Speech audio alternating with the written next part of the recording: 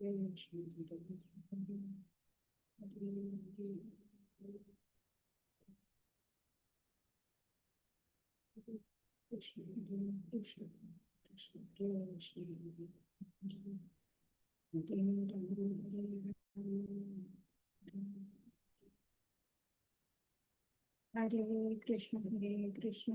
Krishna Krishna, Hare Rama, Rama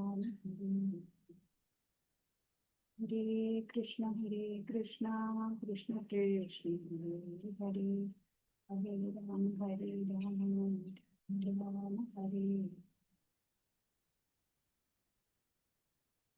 ഹരേ കൃഷ്ണ. എല്ലാരും എത്തിയിട്ടില്ല അല്ലെ? ഇല്ല, എല്ലാരും എത്തിയിട്ടില്ല. ആകെ 14 പാർട്ടിസിപ്പൻസ്. ഹരേ കൃഷ്ണ. ഹരേ കൃഷ്ണ. എന്ത് പറ്റി അറിയില്ല അല്ലെ? ഇന്ന് ഭാഗവതം ക്ലാസ് ഉണ്ടായിരുന്നില്ല കാലത്ത്, അതുകൊണ്ടായിരിക്കും. ഹരേ കൃഷ്ണ. ഓം നമോ ഭഗവതേ വാസുദേവായ. ഓം നമോ ഭഗവതേ വാസുദേവായ. ഓം നമോ ഭഗവതേ വാസുദേവായ. ഓം അജ്ഞാനതിമിരാന്തസ്യ ജ്ഞാനാഞ്ജനശലാകയാ ചക്ഷുരുന്മീലിതം യേന തസ്മൈ ശ്രീ ഗുരവേ നമഃ. ശ്രീചൈതന്യമനോഭീഷ്ടം സ്ഥാപിതം യേന ഭൂതലേ സ്വയം രൂപകഥാ മഹ്യം ദദാതി സ്വപദാന്തികം. വന്ദേഹം ശ്രീഗുരോ ശ്രീയുതപദകമലം ശ്രീഗുരൂൻ വൈഷ്ണവാംശ്ച ശ്രീരൂപം സാഗ്രജാതം സഹഗണരഘുനാഥാന്വിതം തം സജീവം സാദ്വൈതം സാവധൂതം പരിജനസഹിതം കൃഷ്ണചൈതന്യദേവം ശ്രീരാധാ കൃഷ്ണപാദാൻ സഹഗണലളിതാ ശ്രീവിശാഖാന്വിതാംശ്ച. ഹേ കൃഷ്ണ കരുണാ സിന്ധോ ദീനബന്ധോ ജഗത്പതേ ഗോപേശ ഗോപികാകാന്ത രാധാകാന്ത നമോസ്തുതേ. തപ്തകാഞ്ചന ഗൗരാംഗീ ശ്രീരാധേ വൃന്ദാവനേശ്വരി വൃഷഭാനുസുതേ ദേവി പ്രണമാമി ഹരിപ്രിയേ. ജയ ശ്രീകൃഷ്ണ ചൈതന്യ പ്രഭു നിത്യാനന്ദ ശ്രീ അദ്വൈത ഗദാധര ശ്രീവാസാദി ഗൗരഭക്തവൃന്ദ. ഹരേ കൃഷ്ണ കൃഷ്ണ കൃഷ്ണ ഹരേ ഹരേ, ഹരേ രാമ രാമ രാമ ഹരേ ഹരേ. ഹരേ കൃഷ്ണ കൃഷ്ണ കൃഷ്ണ ഹരേ ഹരേ, ഹരേ രാമ രാമ ഹരേ ഹരേ. ശ്രീ ശ്രീ രാധാ ഗോവിന്ദ് की जय. श्रील प्रभुपाद की जय. गुरु महाराज की जय. ഹരേ കൃഷ്ണ. ഹരേ കൃഷ്ണ മാതാജി, പ്രണാം. ഇന്ന് 4-ാം അധ്യായത്തിലെ എത്രാമത്തെ ശ്ലോകാണ്? 23 തുടങ്ങണം. 3 മുതൽ. ഓക്കെ. അതിന്റെ ക്വസ്റ്റ്യൻസ് തന്നിട്ടുണ്ടോ? ഗ്രൂപ്പിൽ ഇട്ടിട്ടുണ്ടോ? തന്നിട്ടുണ്ട്, അത് ചെയ്തില്ലല്ലോ. അല്ല, ഇന്ന് കഴിയുമ്പോ ചെയ്താൽ മതി. അതല്ല, ഞാൻ കണ്ടിട്ടില്ല. അതുകൊണ്ട് ഇട്ടിട്ടുണ്ട്, കഴിഞ്ഞ പ്രാവശ്യം ഇട്ടിട്ടുണ്ട്. ഹരേ കൃഷ്ണ. കുറവ് പേര് വന്നിട്ടുള്ളൂ. ഹരേ കൃഷ്ണ. അപ്പൊ നമ്മൾ 22 ശ്ലോകം കണ്ടിട്ടുണ്ട്. കൃഷ്ണാവബോധത്തിലുള്ള തന്റെ സേവനത്തിന് മറ്റാരുടെയും പ്രവൃത്തി തടസ്സമായി തീരാൻ അനുവദിക്കുകയില്ല ഒരു ഭക്തൻ. അല്ലേ? ഭക്തിയിൽ ഉറച്ചു നിൽക്കും. അല്ലെ? ഭക്തി എന്ന് പറയുന്നത് നൈരന്തര്യം വേണം. നിരന്തരമായിട്ട് ചെയ്യേണ്ടതാ ഭക്തി. അപ്പോഴാണ് അതില് നമുക്ക് ഉയർച്ച ഉണ്ടാവുള്ളൂ. ഒരു ദിവസം നമ്മൾ ചെയ്തു, പിന്നെ നമ്മൾ ചെയ്യണില്ല, അങ്ങനെ പാടില്ല. ഭക്തിയിൽ ഉയരണം എന്നുണ്ടെങ്കിൽ നമുക്ക് നിരന്തരം നമ്മൾ ചെയ്യണം. ഇപ്പോൾ ടിപ്പിക്കലായിട്ട് നമ്മൾ ഒരു എക്സാമ്പിൾ പറയുകയാണെന്നുണ്ടെങ്കിൽ, ഇപ്പൊ നമ്മൾ വെയിലത്ത് വളരെ ബുദ്ധിമുട്ടി കഷ്ടപ്പെട്ട് ചൂടൊക്കെ എടുത്ത് വന്നു. വീട്ടിൽ വരുമ്പോൾ നമ്മൾ എന്താ ചെയ്യുക? ഒരു തണുത്ത ഒരു ഗ്ലാസ് ജ്യൂസ് ഉണ്ടാക്കി, അല്ലേ? അത് പതുക്കെ പതുക്കെ ഇങ്ങനെ കുറേശ്ശെ ഇങ്ങനെ കുടിച്ചുകൊണ്ടിരിക്കുമ്പോൾ നമുക്കൊരു കുളിർമ അനുഭവപ്പെടും. എന്നാലോ നമ്മൾ ഇപ്പോഴൊരു സിപ്പ് കുടിച്ചു, പിന്നെ ഒരു മണിക്കൂർ കഴിഞ്ഞ് ഒരു സിപ്പ് കുടിച്ചു, അങ്ങനെ ചെയ്താൽ നമുക്കതിൻ്റെ ആസ്വാദ്യത ഉണ്ടാവില്ല. അല്ലേ? അതുപോലെയാണ് ഈ ഭക്തി. നിരന്തരം ഇങ്ങനെ ചെയ്തുകൊണ്ടിരിക്കണം. അപ്പോൾ അതിൽ രുചി വരും, പിന്നെ ആത്മീയത, അതിൽ പുരോഗതിയും വരും. ഹരേ കൃഷ്ണ. 23 ഗതസംഗസ്യ മുക്തസ്യ ജ്ഞാനാവസ്ഥിതചേതസ യജ്ഞായാചരത കർമ്മ സമഗ്രം പ്രവിലീയത്തെ. ഭൗതിക പ്രകൃതിയുടെ ഗുണങ്ങളാൽ ബദ്ധനാകാതെ അതീന്ദ്രിയ ജ്ഞാനത്തിൽ പൂർണ്ണമായി സ്ഥിതി ചെയ്യുന്നവരുടെ കർമ്മങ്ങൾ ദിവ്യതയിൽ വിലയം പ്രാപിക്കുന്നു. അപ്പൊ ഒരാള് ഭക്തൻ അല്ലെങ്കിൽ സാധകൻ എന്ന് പറയാം. നമ്മളൊക്കെ ഇപ്പൊ സാധകരാ, നമ്മളൊന്നും ഭക്തരായിട്ടില്ല. അപ്പൊ ഒരു സാധകൻ ഈ ഭൗതികതയിലുള്ള ആസക്തികളൊക്കെ കുറച്ചിട്ട് ഈ ത്രിഗുണങ്ങളാൽ ബദ്ധനാകാത്ത രീതിയിൽ ഭഗവാൻ പറഞ്ഞു തന്ന നിർദ്ദേശങ്ങളൊക്കെ അനുസരിച്ച് കർമ്മം ചെയ്ത് അങ്ങനെ ഈ പ്രകൃതിയുടെ ഈ ഭൗതികതയിൽ അധികം അറ്റാച്ച്ഡ് ആവാതെ അതീന്ദ്രിയ ജ്ഞാനത്തില് പൂർണ്ണമായി സ്ഥിതി ചെയ്യാണ് എന്ന് വെച്ചാൽ ഭഗവാനെ പൂർണ്ണമായിട്ട് അറിഞ്ഞു കഴിഞ്ഞു. അപ്പൊ പിന്നെ എന്താണ് ഉദ്ദേശം? കർമ്മം ചെയ്യണത് എന്തിനാ? ഭഗവാന്റെ തൃപ്തിക്കായിട്ടാണ് കർമ്മം ചെയ്യുക. അങ്ങനെയുള്ള കർമ്മങ്ങള് ദിവ്യതയിൽ വിലയം പ്രാപിക്കുന്നു. അതിന് പിന്നെ യാതൊരു ബന്ധനങ്ങളില്ല അല്ലെ? ഫലം ഒന്നും ഉണ്ടാവില്ല, പാപമില്ല, പുണ്യവുമില്ല. പൂർണ്ണമായ കൃഷ്ണാവബോധം ഉണ്ടാകുമ്പോൾ ഒരാൾ ദ്വന്ദ്ങ്ങളിൽ നിന്ന് മുക്തനാകുന്നു. ദ്വന്ദ്ങ്ങൾ പറഞ്ഞ സുഖ, ദുഃഖം, വിജയം, പരാജയം, സ്തുതി, നിന്ദ, അങ്ങനെയുള്ളതിൽ ഒക്കെ സമചിത്തത ഉണ്ടാവും. ത്രിഗുണങ്ങളാലുള്ള മാലിന്യവും നീങ്ങും. കൃഷ്ണനുമായി ബന്ധത്തിലുള്ള തന്റെ മൂലസ്വരൂപം അറിയാവുന്ന അയാൾക്ക് മുക്തനാവാം. ഭഗവാന് നമ്മളുമായിട്ട് ശാശ്വതമായ ബന്ധാണ് അല്ലെ? നമ്മളുടെ നിത്യബന്ധു ആരാ? ഭഗവാനാണ് അല്ലെ? അത് അയാൾക്ക് അറിയാം. ആ സാധകനെ മനസ്സിലായിട്ടുണ്ട്. അങ്ങനെ നമ്മൾ ഭഗവാന്റെ നിത്യദാസരാണ്. കൃഷ്ണാവബോധത്തിൽ നിന്ന് അയാളുടെ മനസ്സിനെ പിൻവലിക്കാൻ സാധ്യമല്ല. അപ്രകാരം അയാൾ ചെയ്യുന്നത് എന്തും കൃഷ്ണനു വേണ്ടിയാണ്, ഭഗവാന്റെ ഹിതത്തിനായിക്കൊണ്ടാണ് എല്ലാം ചെയ്യുന്നത്.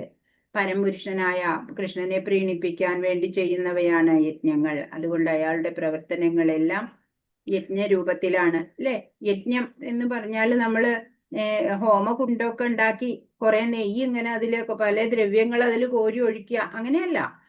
നമ്മളിപ്പോ മാതാപിതാക്കളെ ശുശ്രൂഷിക്കുക, മക്കളെ വളർത്തുക, അതൊക്കെയും നമ്മള് ഭഗവാനിൽ മനസ്സ് വെച്ചുകൊണ്ട് ചെയ്യുമ്പോഴ് അതെല്ലാം യജ്ഞമായിട്ട് മാറും.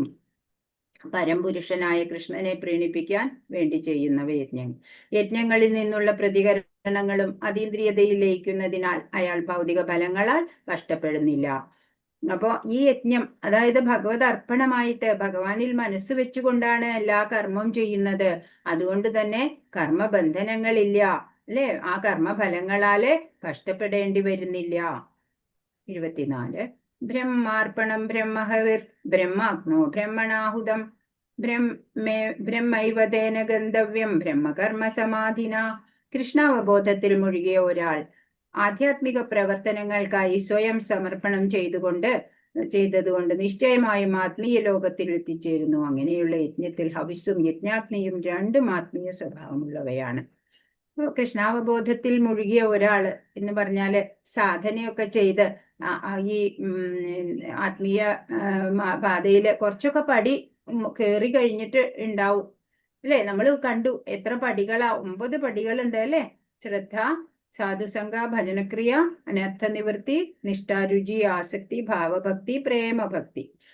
അതല്ലെങ്കിൽ സാധനാഭക്തി ചെയ്യണമെങ്കിൽ നവധാ സാധനാ ക്രിയകളുണ്ട് അല്ലെ? നമുക്കറിയാം, ശ്രവണം, കീർത്തനം, വിഷ്ണുസ്മരണം തുടങ്ങിയിട്ട്.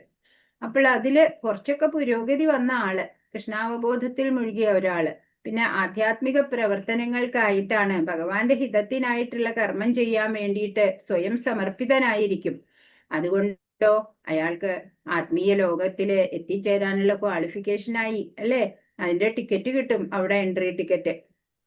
അങ്ങനെ ഉള്ള യജ്ഞത്തില് അങ്ങനെ കരുതുന്ന ഒരാൾക്ക് എല്ലാം ആത്മീയമായിരിക്കും.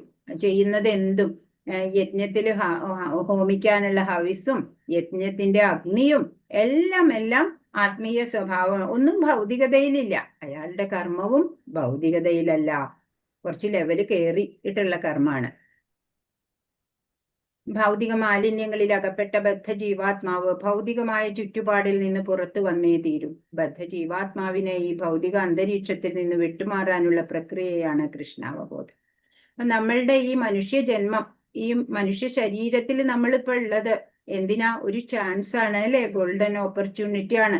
അത് നമ്മൾ ശരിയായിട്ട് ഉപയോഗിക്കണം. എങ്ങനെയാ ഉപയോഗിക്കേണ്ടത്? കൃഷ്ണാവബോധവാനാവുക.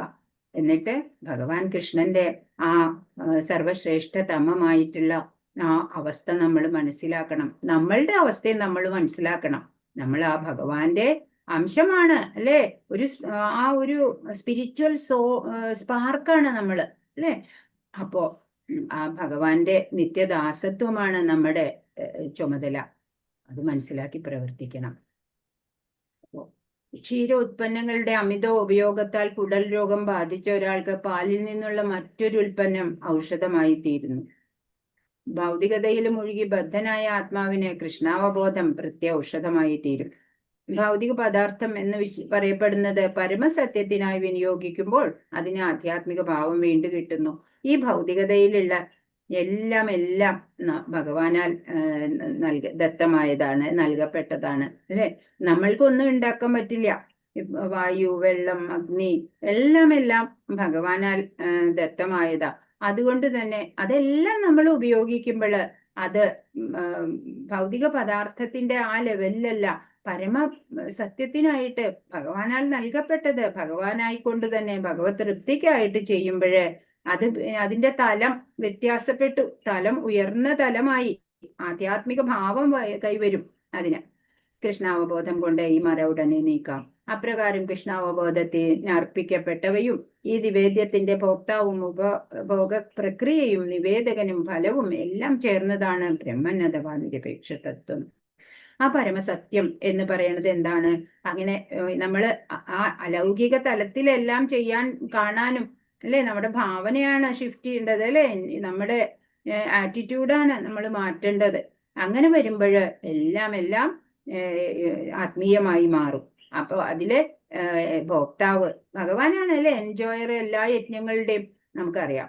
അപ്പൊ ഈ ഉപഭോഗം ചെയ്യുന്ന പ്രക്രിയയും അല്ലെങ്കിൽ നിവേദിക്കുന്ന ആളും അതിന്റെ കർമ്മഫലവും യജ്ഞഫലവും എല്ലാം ബ്രഹ്മം തന്നെ, എല്ലാം ആ പരമസത്യം തന്നെ എന്ന് ഒരു സാധകന് വ്യക്തമാവും.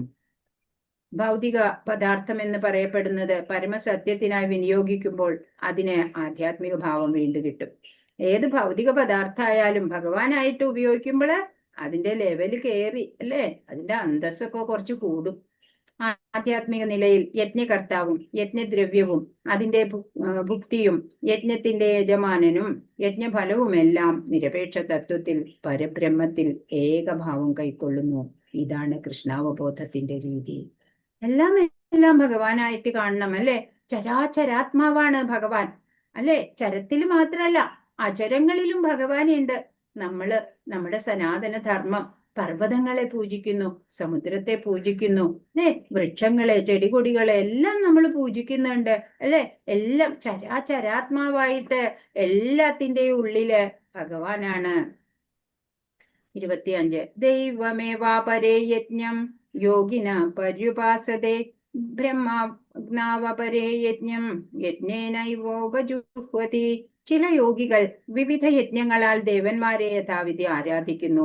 മറ്റു ചിലർ പരബ്രഹ്മ തേജസ്സിൽ യജ്ഞങ്ങൾ അർപ്പിക്കുന്നു. ചില പേര് എന്താ ചെയ്യാ, അന്യദേവന്മാരെ ഒക്കെ ആരാധിക്കും. ചിലവരോ ഈ ബ്രഹ്മജ്യോതിസ് ഉണ്ടല്ലോ അതിലാണ് ആരാധനകൾ അർപ്പിക്കുന്നത്. ദേവന്മാർക്കുള്ള യജ്ഞങ്ങൾ അനുഷ്ഠിക്കുന്ന മറ്റു ചിലർ.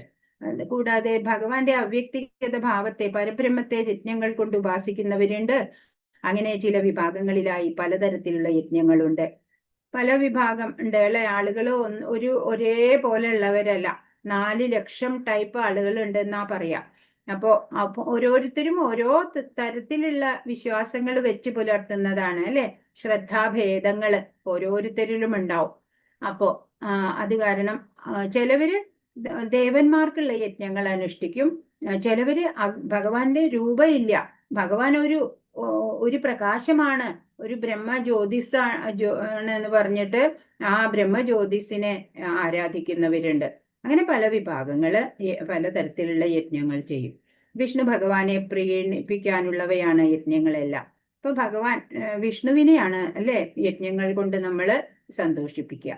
കൃഷ്ണാവബോധത്തിലുള്ള കർത്തവ്യങ്ങൾ നിറവേറ്റുന്നതിൽ മുഴുകിയിരിക്കുന്ന ഒരാളെ മഹായോഗി എന്നോ ജ്ഞാന വര്യൻ എന്നോ വിളിക്കാം. ഭഗവാൻ 2-ാം അധ്യായത്തിൽ ഒരു വാക്ക് പറഞ്ഞു തന്നു, അല്ലെ? സ്ഥിതപ്രജ്ഞൻ. എന്ന് വെച്ചാൽ യോഗി, ജ്ഞാനി, ഭക്തൻ എന്നൊക്കെ വിവക്ഷിക്കാം. കൃഷ്ണാവബോധമുള്ളവർ തങ്ങളുടെ സർവ്വഭൗതിക സമ്പത്തും ഭഗവത് പ്രീതിക്ക് വേണ്ടി അർപ്പിക്കും. മറ്റു ചിലർ ക്ഷണികങ്ങളായ ഭൗതിക സുഖങ്ങൾക്ക് വേണ്ടി ഇന്ദ്രൻ, സൂര്യൻ മുതലായ ദേവന്മാരെ സ്വന്തം ഭൗതിക സമ്പത്തുകളാൽ യജിക്കുന്നു. അപ്പൊ ചിലവര് അന്യദേവന്മാരെ, സൂര്യ, ചന്ദ്രന്മാര്, വരുണൻ, അഗ്നി, അങ്ങനെയുള്ള ദേവന്മാർക്കൊക്കെ യജ്ഞം, ആരാധന ഒക്കെ നടത്തുന്നവരുണ്ട്. അപ്പോൾ അവരെ അനുഗ്രഹിച്ചിട്ട് ഓരോരോ വരങ്ങള് ഒക്കെ അനുഗ്രഹിച്ച് നൽകുന്നുണ്ടാവും. അതിനു വേണ്ടിയിട്ടാണ്. അപ്പോ ഭഗവാനാൽ നൽകപ്പെട്ട എല്ലാ ഭൗതിക സമ്പത്ത് ഭഗവത് പ്രീതിക്ക് അർപ്പിക്കേണ്ടതാണ്, അന്യദേവന്മാർക്കല്ല. ഭഗവാനെ പ്രീതിപ്പെടുത്തിയാൽ മറ്റെല്ലാ ദേവന്മാരും പ്രീതിപ്പെടും എന്നാണ്. അപ്പൊ അവ്യക്തിഗതവാദികൾ സ്വന്തം വ്യക്തിഭാവത്തെ ബ്രഹ്മത്തിൽ ലയിപ്പിക്കുന്ന യജ്ഞമാണ് അനുഷ്ഠിക്കുന്നത്. അവര് എന്താ പറയാ, അവര് സായുജ്യം അതാ ആഗ്രഹിക്കണേ. അവരുടെ ഗതി സായുജ്യമായിരിക്കും. ഈ അവ്യക്തികവാദികൾ എന്ന് പറഞ്ഞാൽ രൂപമില്ലാതെ ഭഗവാനെ, ആ ബ്രഹ്മജ്യോതിസിനെ ആരാധിച്ച് നീങ്ങുന്നവര്, അവര് ആ ബ്രഹ്മത്തിൽ ലയിക്കുകയാണ് ചെയ്യുക. അവർക്ക് വേറെ ഭഗവാന്റെ ഗോലോക ധാമത്തിലേക്ക് എത്താനോ ഭഗവാനോടൊപ്പം സേവനം അനുഷ്ഠിക്കാനോ ഒന്നുമല്ല അവർക്ക് താല്പര്യം. അവർക്ക് ആ ബ്രഹ്മജ്യോതിസിൽ ലയിക്കുക, അതാണ്. അവരത് നേടുകയും ചെയ്യും. സർവേശ്വരൻ നിയോഗിച്ച ശക്തരായ ജീവസത്തകളാണ് ദേവന്മാർ. ഈ പ്രപഞ്ചത്തിന് ചൂട്, വെളിച്ചം, വെള്ളം മുതലായവ വിതരണം ചെയ്ത് പരിപാലിക്കുക എന്നതാണ് അവരുടെ കർത്തവ്യം. ദേവന്മാരും ജീവസത്തകൾ തന്നെയാ, പക്ഷെ അവര് നമ്മളെക്കാളൊക്കെ കുറച്ച് ഉയർന്ന തലത്തിലുള്ളതാ. നമ്മൾ ഈ ത്രിഗുണങ്ങളാലെ ത്രിഗുണങ്ങളുടെ അധീനരാണ്. എന്നാൽ ഈ ദേവന്മാര് എന്ന് പറയുന്നവര് ഗുണാതീതരായിട്ടുള്ള ജീവാത്മാക്കള്, ജീവസത്തകൾ തന്നെയാണ്. ഇവർക്ക് ചില നിർദ്ദിഷ്ട ഡ്യൂട്ടീസ് കൊടുത്തിട്ടുണ്ട് ഭഗവാൻ. ഭഗവാന്റെ പ്രതിനിധികളായിട്ട് ഓരോരോ ഡിപ്പാർട്ട്മെന്റ് കൈകാര്യം ചെയ്യുന്നതാ. ഇപ്പോ ഇന്റേണൽ അഫയേഴ്സ് ഒക്കെ നോക്കുന്നത് ദുർഗാദേവിയാണ്, അല്ലെ? അതുപോലെ എഡ്യൂക്കേഷൻ ഡിപ്പാർട്ട്മെന്റ് സരസ്വതി ദേവിയാണ്. ഫൈനാൻസ് നോക്കുന്നത് കുബേരനാണ്. അതുപോലെ ഭഗവാന്റെ കീഴിൽ പല പല ഡിപ്പാർട്ട്മെന്റ് ഹെഡുകൾ ഉണ്ടാവും. അങ്ങനെ ഉള്ളവരാണ് ദേവന്മാരൊക്കെ. പരമസത്യത്തിന്റെ അതീന്ദ്രിയ സ്വഭാവത്തെക്കുറിച്ച് അറിയാൻ തത്വജ്ഞാനപരങ്ങളായ ഊഹാപോഹങ്ങളിൽ ഏർപ്പെട്ട് സമയം പാഴാക്കുകയാണ് ചിലര്, അല്ലെ? ഭഗവാന്റെ അതീന്ദ്രിയ സ്വഭാവത്തെ അറിയാൻ നമ്മൾ എന്തേ വേണ്ടു? നമ്മൾ ശാസ്ത്രജ്ഞാനം കരസ്ഥമാക്കുക വേണ്ടു, അല്ലെ? അതിലെല്ലാം പറഞ്ഞിട്ടുണ്ട് ഭഗവാനെ കുറിച്ച്. അതല്ലാതെ ഊഹാപോഹങ്ങള് കൊണ്ടിട്ട് ഒന്നും നടന്നിട്ട് വെറുതെ സമയം പാഴാക്കലാണ്. അർജുനൻ എല്ലാ ഭൗതിക സമ്പത്തും സർവവും തന്നെയും കൃഷ്ണന് വേണ്ടി സമർപ്പിക്കുന്നു. ഉത്തമ യോഗിയാണ് അദ്ദേഹം. അതേസമയം സ്വവ്യക്തിത്വം നഷ്ടപ്പെടുന്നുമില്ല. അപ്പോ ഭക്തോത്തമനാണ്, അല്ലെ അർജുനൻ? അപ്പൊ എല്ലാതും തന്റെ ശാരീരികമായ കഴിവും അതല്ലെങ്കിൽ ഭൗതികമായിട്ടുള്ള സ്വത്തും എല്ലാം ഭഗവാന് വേണ്ടിയിട്ട് വിനിയോഗിക്കുകയാണ്. 26 ശ്രോത്രാദീനേന്ദ്രിയാണ്യന്യേ സംയമാഗ്നിഷു ജുഹ്വതി ശബ്ദാദീൻ വിഷയാനന്യേ ഇന്ദ്രിയാഗ്നിഷു ജുഹ്വതി. ചിലർ കരകളഞ്ഞ ബ്രഹ്മചാരികൾ ആത്മസംയമനമാകുന്ന അഗ്നിയിൽ ശ്രവണ പ്രക്രിയകളെയും ഇന്ദ്രിയങ്ങളെയും ഹോമിക്കുന്നു. മറ്റു ചിലർ ആത്മനിയന്ത്രണം കൈവരിച്ച ഗൃഹസ്ഥർ ഇന്ദ്രിയ വിഷയങ്ങളെ ഇന്ദ്രിയമാകുന്ന അഗ്നിയിൽ ഹോമിക്കുന്നു. ഇപ്പൊ യോഗികളുടെ തലം ആദ്യം പറയണത് കരകളഞ്ഞ ബ്രഹ്മചാരികള്. അവർക്ക് വേറെ ഒന്നുമില്ല, അല്ലെ? അപ്പൊ അവരെന്താ ചെയ്യണേ?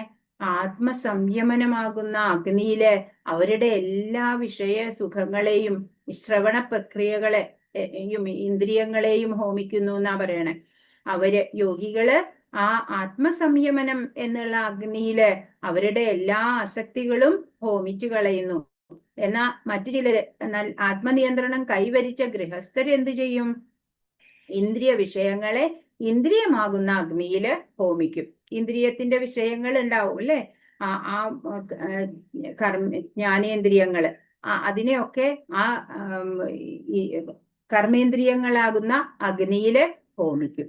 ബ്രഹ്മചാരി, ഗൃഹസ്ഥൻ, വാനപ്രസ്ഥൻ, സന്യാസി തികഞ്ഞ യോഗികളോ അതീന്ദ്രിയ ആത്മാക്കളോ ആകേണ്ടവരാണ്. മനുഷ്യജീവിതം മൃഗങ്ങൾക്ക് എന്ന പോലെ ഇന്ദ്രിയ സുഖലാഭത്തിനു വേണ്ടിയുള്ളതല്ല. നമുക്കറിയാം, അല്ലെ? നമ്മള് രണ്ടു കാലുള്ള മൃഗമായിട്ട് ജീവിച്ചുകൂടാ, അല്ലെ? ആഹാരം, നിദ്ര, ഭയം, മൈഥുനം മാത്രം ലക്ഷ്യമാക്കിയിട്ട് ജീവിക്കേണ്ടവരല്ല നമ്മള്. അപ്പോ ആത്മീയ ജീവിതത്തിൽ പൂർണ്ണത കൈവരിക്കാൻ വേണ്ടി സംവിധാനം ചെയ്തിട്ടുള്ളതാണ് ബ്രഹ്മചാരികൾ. അപ്പൊ ബ്രഹ്മചാരികളായിട്ട് കുറെ പേര് അല്ലെ, അവര് സ്വയം അത് തിരഞ്ഞെടുക്കുന്നതാ ആ പാത. അപ്പോ ആത്മീയ ജീവിതത്തിൽ അവർക്ക് പരിപൂർണത ലഭിക്കണം ഈ ജന്മത്തിൽ തന്നെ. നമുക്കൊക്കെ എത്ര ജന്മം വേണ്ടി വരുന്ന അറിയില്ല പരിപൂർണതയ്ക്ക് അല്ലെ, എന്നാലും ആവുന്നത്ര ശ്രമിച്ചു നോക്കുക. ശുദ്ധ ബ്രഹ്മചാരി ഹരേർ നാമാനുകീർത്തനം അഥവാ ഭഗവൻ നാമശ്രവണ കീർത്തനങ്ങളിൽ സദാ ഏർപ്പെട്ടുകൊണ്ടിരിക്കും. പ്രാപഞ്ചികങ്ങളായ ശബ്ദവീജികളിൽ നിന്ന് അയാൾ ഒഴിഞ്ഞുമാറും. അതാണ് ശ്രവണാദികളെ ആ ആത്മസംയമനമാകുന്ന അഗ്നിയിൽ ഹോമിക്കും എന്ന് പറഞ്ഞു ബ്രഹ്മചാരികളുടെ കാര്യം. എപ്പോഴും ഭഗവത് നാമജപം ആണ്. അങ്ങനെ പ്രാപഞ്ചികങ്ങളായിട്ടുള്ള ശബ്ദവീജികള് ഒന്നും, അതുപോലെ ഓരോ ഇന്ദ്രിയങ്ങളുടെ ഒന്നും അയാളെ ബാധിക്കില്ല. ഹരേ കൃഷ്ണ എന്ന അതീന്ദ്രിയ ശബ്ദ സ്പന്ദനങ്ങളിൽ മനസ്സുറപ്പിക്കുകയും ചെയ്യും. ഗൃഹസ്ഥരോ ഇന്ദ്രിയ ഭോഗങ്ങൾ അല്പമൊക്കെ ആകാമെങ്കിലും അവ നിയന്ത്രണ വിധേയമായി മാത്രം അനുഭവിക്കുന്നു. നിയന്ത്രിതമായ ലൈംഗിക ജീവിതത്തിന് അനുയോജ്യമായ മാർഗമാണ് വിവാഹം. ഇപ്പൊ ഗൃഹസ്ഥർക്ക് നിയന്ത്രിത ജീവിതമാവാം അല്ലെ, കുത്തഴിഞ്ഞ ജീവിതം ആകരുത് എന്നേ ഉള്ളൂ. ഭഗവാൻ കൃഷ്ണാവബോധത്തോടെ നിത്യനിരതമായ കർമ്മങ്ങള് നമ്മൾക്ക് അനുഷ്ഠിക്കാവുന്നതാണ്. മനസ്സ് ഭഗവാനിൽ ഊന്നിക്കൊണ്ട് ചെയ്യണം എന്നേ ഉള്ളൂ. 27 സർവാണി ഇന്ദ്രിയ കർമാണി പ്രാണകർമാണി ചാപരേ ആത്മസംയമയോഗാഗ്നോ ജുഹ്വതി ജ്ഞാനദീപിതേ. ആത്മസാക്ഷാത്കാരം നേടുന്നതിൽ തൽപരരായ മറ്റു ചിലർ ഇന്ദ്രിയങ്ങളുടെയും മനസ്സിന്റെയും നിയന്ത്രണത്തിലൂടെ എല്ലാ ഇന്ദ്രിയ പ്രവർത്തനങ്ങളെയും പ്രാണപ്രവർത്തനങ്ങളെയും നിയന്ത്രിതമായ മനസ്സാകുന്ന അഗ്നിയിൽ ഹോമിക്കുന്നു. ഇനി ആത്മസാക്ഷാത്കാരത്തിന് യത്നിക്കുന്ന കൂട്ടരുണ്ടല്ലോ, അവര് ഈ ഇന്ദ്രിയങ്ങളെ മനസ്സിന്റെയും ഒക്കെ നിയന്ത്രണം അവര് ശ്രമിക്കും നിയന്ത്രണത്തിന്. അങ്ങനെ അവര് എല്ലാ ഇന്ദ്രിയ പ്രവർത്തനങ്ങളെയും പ്രാണപ്രവർത്തനങ്ങളെയും നിയന്ത്രിച്ചു നിർത്തിയിരിക്കുന്ന ആ മനസ്സാകുന്ന അഗ്നിയില് ഹോമിക്കും. ഇപ്പൊ പ്രാണായാമം എന്നൊക്കെ ശ്വാസം നിർദ്ദിഷ്ട ഇടവേളകളില് ശ്വാസോച്ഛ്വാസം ചെയ്തുകൊണ്ട് അല്ലെ, അതൊക്കെ നമുക്ക് ഏകാഗ്രതയ്ക്ക് വേണ്ടിയിട്ടാണ് അതൊക്കെയും ചെയ്യുന്നത്. അപ്പൊ അതാ ഇവിടെ പറയണത്, ഇന്ദ്രിയ പ്രവർത്തനങ്ങളെയും പ്രാണപ്രവർത്തനങ്ങളെയും പഞ്ചപ്രാണനുകളെ നിയന്ത്രിച്ചുകൊണ്ട് അവര് മനസ്സാകുന്ന അഗ്നിയില് എല്ലാ ഇന്ദ്രിയ വിഷയങ്ങളെയും എല്ലാം ഹോമിക്കുന്നു. ആശുപത്രികളും വൃദ്ധമന്ദിരങ്ങളും ദരിദ്രർക്ക് സൗജന്യമായി ചികിത്സ, വിദ്യാഭ്യാസം, ആഹാരം തുടങ്ങിയവ നൽകുന്നതിനുള്ള ധർമ്മസ്ഥാപനങ്ങളും മറ്റും രാജ്യങ്ങളിലുണ്ട്. ഈ പ്രവർത്തനങ്ങളെയെല്ലാം ദ്രവ്യ യജ്ഞം എന്ന് പറയുന്നു. ഇതൊക്കെ നിർമ്മിക്കാൻ അല്ലെ, ചാരിറ്റി, നമുക്ക് നമ്മുടെ ധാർമ്മികമായി സമ്പാദിച്ച ധനം ഡൊണേറ്റ് ചെയ്യാവുന്നതാണ്. കർക്കശ നിബന്ധനകൾ അനുസരിച്ച് ജീവിക്കാമെന്ന് ശപഥം ചെയ്യേണ്ടതുണ്ട്. ഇങ്ങനെ ജീവിത സുഖങ്ങൾ ഉപേക്ഷിക്കുന്നതാണ് തപോമയ യജ്ഞം. അപ്പൊ നമ്മൾ നിയന്ത്രിത ജീവിതം നയിക്കണം അല്ലെ, അല്ലാതെ ഈ ലൗകികതയില് ഇങ്ങനെ വ്യാപരിച്ചുകൊണ്ട് നടന്നാൽ നമുക്ക് പുരോഗതി ഉണ്ടാവില്ല. ഇപ്പൊ കർക്കശ നിബന്ധനകള് നമ്മൾ അനുസരിക്കണം. അതാ നമ്മുടെ ഇപ്പോ ആത്മീയ ആചാര്യൻ പറഞ്ഞതനുസരിച്ച് നമ്മളിപ്പോ ജീവിക്കുകയാണ് അല്ലെ. 4 റെഗുലേറ്റീവ് പ്രിൻസിപ്പിൾസ് ഉണ്ട്, ജപമുണ്ട് അല്ലെ, അങ്ങനെ ABCD ഫോർമുല ഫോളോ ചെയ്യുന്നുണ്ട്. അങ്ങനെ നമ്മൾ ജീവിക്കുമ്പോഴാണ് നമുക്ക് പുരോഗതി ഉണ്ടാവുള്ളൂ. അതല്ലെങ്കിൽ നമ്മൾ 2 കാലുള്ള മൃഗമായിട്ട് ജീവിക്കാനേ പറ്റൂ. സ്വയം നിരപേക്ഷതയിൽ ലയിക്കാൻ ഉദ്ദേശിച്ചുകൊണ്ടുള്ള യോഗനിഷ്ഠയിലോ പ്രത്യേക സിദ്ധികൾക്കായുള്ള ഹഠയോഗം, അഷ്ടാംഗയോഗം എന്നിവയിലോ ഏർപ്പെടുന്നു. ചിലർ തീർത്ഥയാത്രകൾ നടത്തുന്നു. ഭൗതിക ലോകത്തിൽ പൂർണ്ണത നേടാൻ ചെയ്യുന്ന ഇവയെല്ലാം യോഗയജ്ഞങ്ങളാണ്. ഹഠയോഗം അല്ലെങ്കിൽ അഷ്ടാംഗയോഗം എന്നൊക്കെ പറയണത് മനസ്സിന്റെ ഏകാഗ്രതയ്ക്ക് വേണ്ടിയിട്ട് ചെയ്യുന്നതാണ്. അങ്ങനെ അവര് ആ സമാധി അവസ്ഥ 8 പടികളുണ്ടല്ലേ, യമം, നിയമം, ആസനം, പ്രാണായാമം, പ്രത്യാഹാരം, സാധന, പിന്നെന്താ സമാധി യിലെത്തുമ്പോ അപ്പോള് അത് സമാധി എന്ന് പറഞ്ഞാൽ ശരിക്കും ഭഗവാനെ കാണല. നേരെ അവരുടെ ഉള്ളിൽ ഭഗവാൻ ഇങ്ങനെ തെളിഞ്ഞു വരും. അതൊക്കെ ഒരുപാട് പരിശീലനം കൊണ്ടേ സാധ്യമാവുള്ളൂ. അഷ്ടാംഗയോഗയൊക്കെ അതിലൊക്കെ പരിപൂർണത നേടാൻ പറ്റും. അങ്ങനെ അതൊക്കെയും യജ്ഞങ്ങൾ തന്നെയാണ്. വൈദിക സാഹിത്യം വിശേഷിച്ച് ഉപനിഷത്തുകൾ, വേദാന്ത സൂത്രങ്ങൾ, സാഖ്യദർശനം എന്നിവ വായിച്ചു പഠിക്കുന്നവരായിട്ട് ഇനിയും ചിലരുണ്ട്. സ്വാധ്യായ യജ്ഞം ചെയ്യുന്നവര് അല്ലെ, എല്ലാം പഠിച്ചറിയാം. പറയണത് ഹരേ ശ്ലോകം കൃഷ്ണ. 28 അല്ലേ ഇപ്പൊ പറയണത്? ഏതാ? 27 ഹരേ 20 കൃഷ്ണ. 27 പറയണേ. അപ്പൊ അതൊക്കെ സ്വാധ്യായം ചെയ്യൂ അല്ലേ? ചില പേര് അതിന് സമയം കണ്ടെത്തും സ്വാധ്യായത്തിനായിട്ട്. നേരിട്ടുള്ള ഭഗവത് സേവനമായതുകൊണ്ട് ഇവയിൽ നിന്നെല്ലാം വ്യത്യസ്തമാണ് കൃഷ്ണാവബോധം. മുൻപറഞ്ഞ യജ്ഞങ്ങൾ കൊണ്ട് സിദ്ധിക്കാവതല്ലാത്ത ഈ അവസ്ഥ കൃഷ്ണന്റെയോ കൃഷ്ണഭക്തന്റെയോ കാരുണ്യം കൊണ്ട് മാത്രമേ ലഭിക്കൂ. അതുകൊണ്ട് കൃഷ്ണാവബോധം ദിവ്യമാണ്. അത് ഭൗതിക തലത്തിലുള്ള ഒരു ഭാവമല്ല ഈ കൃഷ്ണാവബോധം എന്നുള്ളത്. അതെങ്ങനെ നമുക്ക് ലഭിക്കുള്ളൂ? ഭഗവാന്റെ കരുണ വേണം, അതല്ലെങ്കിൽ ഒരു ഭഗവത് ഭക്തന്റെ കരുണ വേണം നമുക്ക്. അപ്പോഴേ നമുക്ക് പുരോഗമിക്കാൻ പറ്റുള്ളൂ. അതല്ലെങ്കിൽ നമ്മളിപ്പോ കുറെ സ്വാധ്യായം ചെയ്തു, കുറെ പഠിച്ചു, ഞാനെല്ലാം എല്ലാ പുരാണങ്ങളും, ഭഗവത്ഗീത, ഭാഗവതം, മഹാഭാരതം, രാമായണം എല്ലാമേ പഠിച്ചു. പക്ഷെ അതൊന്നും പ്രാവർത്തികമാക്കാൻ സാധിച്ചിട്ടില്ലെങ്കിൽ പിന്നെ എന്താ അതുകൊണ്ട് കാര്യം അല്ലേ? അതിനെല്ലാത്തിനും ഗ്രഹിക്കാനും അത് വേണ്ട രീതിയിൽ പ്രയോഗിക്കാനും എല്ലാം ഭഗവാന്റെയോ ഭഗവത് ഭക്തന്റെയോ കാരുണ്യം തന്നെ നമുക്ക് വേണം. വെറുതെ പഠിച്ചത് കൊണ്ടായില്ല. 28 ദ്രവ്യജ്ഞാന സ്തപോ യജ്ഞ യോഗയജ്ഞാസ്തഥാപരേ സ്വാധ്യായജ്ഞാശ്ച യതയ സംശിതവ്രത.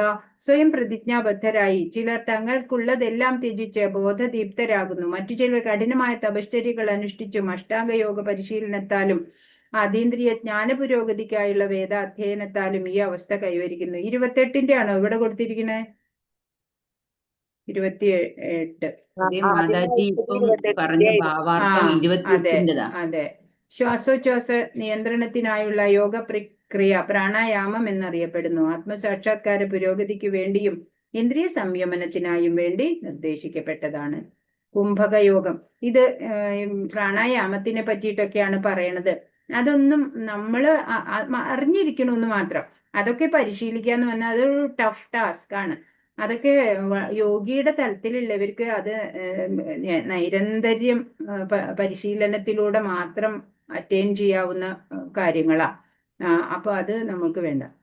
കൃഷ്ണാവബോധം വന്ന ഒരാൾക്ക് എപ്പോഴും അതീന്ദ്രിയമായ ഭഗവത് സേവനത്തിൽ മുഴുകിയിരിക്കയാൽ സ്വാഭാവികമായി തന്നെ ഇന്ദ്രിയ നിയന്ത്രണം സാധിക്കും. അപ്പൊ നമ്മളെ പോലുള്ളവര് എന്താ ചെയ്യുക? ലൗകികര് സാധന ഭക്തി അനുഷ്ഠിക്കുക. സാധനാ മാർഗത്തിലൂടെ നമുക്ക് ആ ഭക്തിയുത സേവനത്തിലൂടെ അങ്ങനെ നമ്മൾ കൃഷ്ണാവബോധത്തിലേക്ക് വരണം. അങ്ങനെ അപ്പോൾ ഇന്ദ്രിയ നിയന്ത്രണം ഒക്കെ തന്നെത്താനെ ഓട്ടോമാറ്റിക്കലി അതൊക്കെ സാധിക്കാൻ പറ്റും. എല്ലായ്പ്പോഴും കൃഷ്ണന്റെ സേവനത്തിൽ ഏർപ്പെട്ടിരിക്കുന്ന അയാളുടെ ഇന്ദ്രിയങ്ങൾക്ക് മറ്റു കർമ്മങ്ങളിൽ ചെന്നുപെടാനാവില്ല. കൃഷ്ണാവബോധവാനായ വ്യക്തി എപ്പോഴും അവബോധത്തിൽ തന്നെ നിലകൊള്ളുന്നു. അപ്പൊ കൃഷ്ണാവബോധവാനായി കഴിഞ്ഞാൽ എപ്പോഴും കൃഷ്ണാവബോധത്തിൽ തന്നെയാ അല്ലെ? ആ മനസ്സ്, ഇന്ദ്രിയങ്ങള് ഒന്നും മറ്റു വിഷയങ്ങളിലേക്ക് പോകുന്നില്ല. ഭഗവാനെ ചുറ്റിപ്പറ്റി തന്നെയാ നിൽക്കുക. പിന്നെ 29 ആപാനേ ജുഹ്വതി പ്രാണം പ്രാണാപാനം യഥാ തഥാപരേ പ്രാണാപാനഗതിരുദ്ധ്വാ പ്രാണായാമപരായണ അപരേ നിയതാഹാര പ്രാണാൻ പ്രാണേഷു ജുഹ്വതി. ശ്വാസ ചലനത്തെ ഉച്ഛ്വാസത്തിലും ഉച്ഛ്വാസ ചലനത്തെ ശ്വാസത്തിലും അർപ്പിച്ചുകൊണ്ട് ശ്വാസനിരോധം ചെയ്ത് സമാധിയിൽ വർത്തിക്കുവാൻ താല്പര്യമുള്ള മറ്റു ചിലരുണ്ട്. ഇപ്രകാരം ഇതൊക്കെയും 4 ശ്ലോകങ്ങൾ തന്നെയല്ലേ? ഇത് അഷ്ടാംഗയോഗിയിലെ ശ്ലോകം പോലെ ഉണ്ടല്ലോ ഇവിടെ കൊടുത്തിരിക്കുന്നത്. ഇപ്പൊ വായിക്കണത് 29-ാമത്തെ അല്ലേ? 27 വായിച്ചത് അതായത് ഇതിലില്ല. അത് 28 ആ 28 വായിച്ച അതും അങ്ങോട്ടും ഇങ്ങോട്ടും മാറിയിട്ടുണ്ട് പ്രിന്റ് ചെയ്തപ്പോ. 28 വായിച്ചത് 29 വായിക്കേണ്ടത്. അത് 28 വായിച്ചു. അങ്ങനെ ഉണ്ടായത്. ഹരേഷ് അല്ല, ശരിയാണ്. ശ്ലോകം 29 വായിക്കുന്നത് മാതാജി. വിവർത്തനം ഭാവാർത്ഥം വായിക്കണതാണ് മാറി വരുന്നത്. ഒരെണ്ണം മാത്രമേ മാറിയുള്ളൂ. 27-ന്റേത് വായിക്കേണ്ടത് 28-ന്റേത് വായിക്കുന്നത്. ഇപ്രകാരം അവർ ശ്വാസത്തെ പൂർണ്ണമായി നിർത്തി അവസാനം സമാധിസ്ഥമാകുന്നു. മറ്റു ചിലർ ആഹാര നിരോധത്താൽ ഉച്ഛ്വാസത്തെ അതിൽ തന്നെ ഹോമിക്കുന്നു. ഇതൊക്കെ നമ്മൾക്ക് പറ്റിയതല്ല. ഇത് അറിഞ്ഞിരിക്കണു. വെറുതെ യോഗികളുടെ തലത്തിലുള്ളവർക്ക് വേണ്ടിയിട്ടുള്ളതാണ് ഇതൊക്കെ. ശ്വാസോച്ഛ്വാസ നിയന്ത്രണത്തിനായുള്ള യോഗ പ്രക്രിയ പ്രാണായാമമാണ്. 30 സർവേപ്യതേ യജ്ഞവിദോ യജ്ഞക്ഷപിതകൽമഷ യജ്ഞശിഷ്ടാമൃതഭുജോ യാന്തി ബ്രഹ്മസനാതനം യജ്ഞ ഉദ്ദേശം ഗ്രഹിച്ചവരും യജ്ഞത്താൽ പാപപ്രതികരണങ്ങൾ നീങ്ങിയവരുമാണ് ഈ യോഗികളെല്ലാം. യജ്ഞഫലങ്ങളുടെ അമൃതം നുകർന്ന അവർ പരമമായ സനാതന വ്യോമത്തിലേക്ക് മുന്നേറും. അപ്പൊ ഇതൊക്കെ കുറച്ച് ലെവല് കൂടിയവരുടെ തനി സാധാരണ ആൾക്കാരുടെ അല്ല, ലൗകികരുടെ മാത്രമല്ല ഇവിടെ പറയണത്. അപ്പൊ യജ്ഞ ഉദ്ദേശമൊക്കെ അവർ ഗ്രഹിച്ചിട്ടുണ്ടാവും. യജ്ഞത്താൽ അവരുടെ പാപപ്രതികരണങ്ങളും നീങ്ങി പോയിട്ടുണ്ടാവും. അങ്ങനെയുള്ള യോഗികള് ഈ യജ്ഞഫലങ്ങളുടെ അമൃതം അവര് നുകരും. എന്നിട്ടോ പരമമായ സനാതന വ്യോമത്തിലേക്ക് മുന്നേറും. എവിടെ? ബ്രഹ്മജ്യോതിസിലേക്ക് മുന്നേറും എന്നാണ്. ഇന്ദ്രിയ സുഖഭോഗ ആസക്തി അത്രേ ഭൗതിക അസ്തിത്വത്തിന്റെ മൂലകാരണം.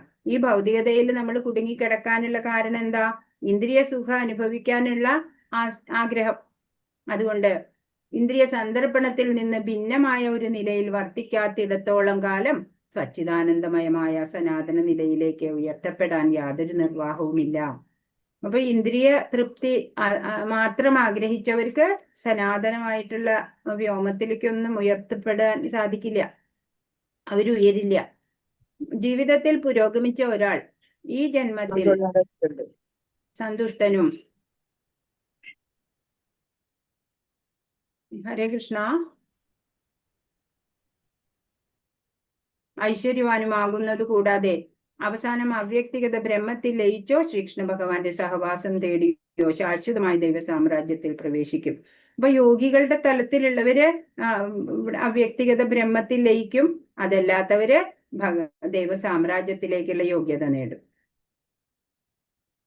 മനസ്സിലാവുന്നുണ്ടോ പറയണത്? ഉണ്ട് മാതാജി. ഹരേ കൃഷ്ണ. 31. നായം ലോകോസ്ത്യ യജ്ഞസ്യ കുതോന്യ ഗുരു സത്തമ. കുരുശ്രേഷ്ഠ, യജ്ഞം അനുഷ്ഠിക്കാതെ ആർക്കും ഈ ലോകത്തിൽ തന്നെ സന്തുഷ്ടിയോടെ ജീവിക്കാനാവില്ല, പിന്നെയല്ലേ പരലോകത്തിൽ. അപ്പൊ നമ്മളൊരു യജ്ഞചക്രം നമ്മൾ കണ്ടതാണ് അല്ലെ. ആ യജ്ഞം അനുഷ്ഠിക്കാതെ നമുക്ക് ജീവിക്കാൻ പറ്റില്ല. അജ്ഞാനമാണ് പാപഭരിതമായ ജീവിതത്തിന് കാരണം.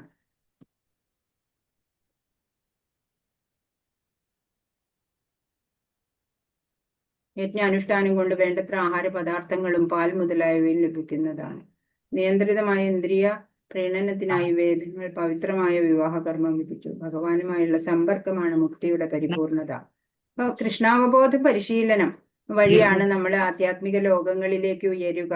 അതാണ് മനുഷ്യന് സിദ്ധിക്കാവുന്നതിൽ ഉത്കൃഷ്ടമായിട്ടുള്ള ആനന്ദം. ഹിന്ദു മാതാജി മ്യൂട്ട് ചെയ്തോളൂ എല്ലാവരും. 32. ഏവം ബഹുവിധ യജ്ഞ വിദദ ബ്രഹ്മണോ മുഖേ കർമ്മജാൻ വിദ്ധിതാൻ സർവാനേവം ജ്ഞാത്വാ വിമോക്ഷ്യസേ. പല വിധത്തിലുള്ള ഈ യജ്ഞങ്ങളെല്ലാം വേദസമ്മതങ്ങളാണ്. ഇവ എല്ലാം വിവിധ കർമ്മങ്ങളിൽ നിന്നുള്ളവയുമാണ്. ഈ സത്യം മനസ്സിലാക്കിയാൽ നിനക്ക് മുക്തി നേടാം. നമ്മൾ യജ്ഞചക്രം കണ്ടു അല്ലെ.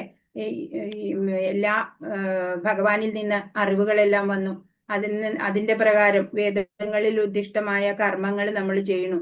പിന്നീട് യജ്ഞമായി മാറുന്നു. യജ്ഞത്തിൽ നിന്ന് മഴയുണ്ടാകുന്നു. മഴ, വെയില്, ദേവന്മാരെ ഒക്കെ പ്രീതിപ്പെട്ടാല് നമുക്ക് ആവശ്യമുള്ള ദേവദത്തമായിട്ടുള്ള വെയില്, മഴ അതൊക്കെ കിട്ടുമ്പോൾ നമ്മുടെ ആഹാരത്തിനുള്ള ഉൽപ്പന്നങ്ങൾ ലഭ്യമാവുന്നു അല്ലെ. അങ്ങനെ നമ്മൾ വീണ്ടും അത് ഭഗവാനായിക്കൊണ്ട് നമ്മൾ ഭോഗം സമർപ്പിക്കുന്നു.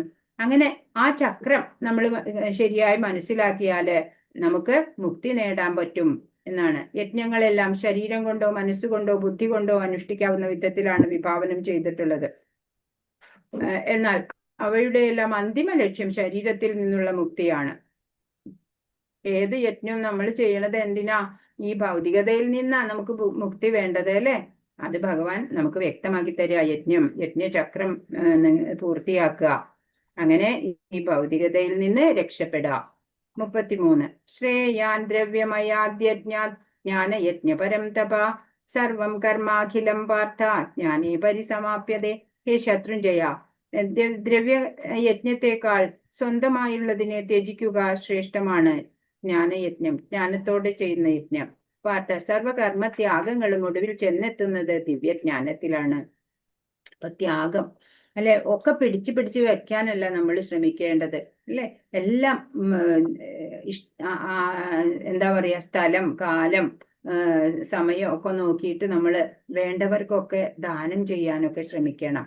അല്ലാതെ എല്ലാം ഭഗവാനായിക്കൊണ്ട് ഭഗവാന്റെ പ്രീതിക്കായിട്ട് സർവഭൂത ദയ ഉണ്ടാവണം അല്ലെ? എല്ലാ ചുറ്റുമുള്ള നമ്മുടെ കഷ്ടപ്പെടുന്നവരെയൊക്കെ സഹായിക്കാനുള്ള ഒരു ദയ ഉണ്ടാവണം.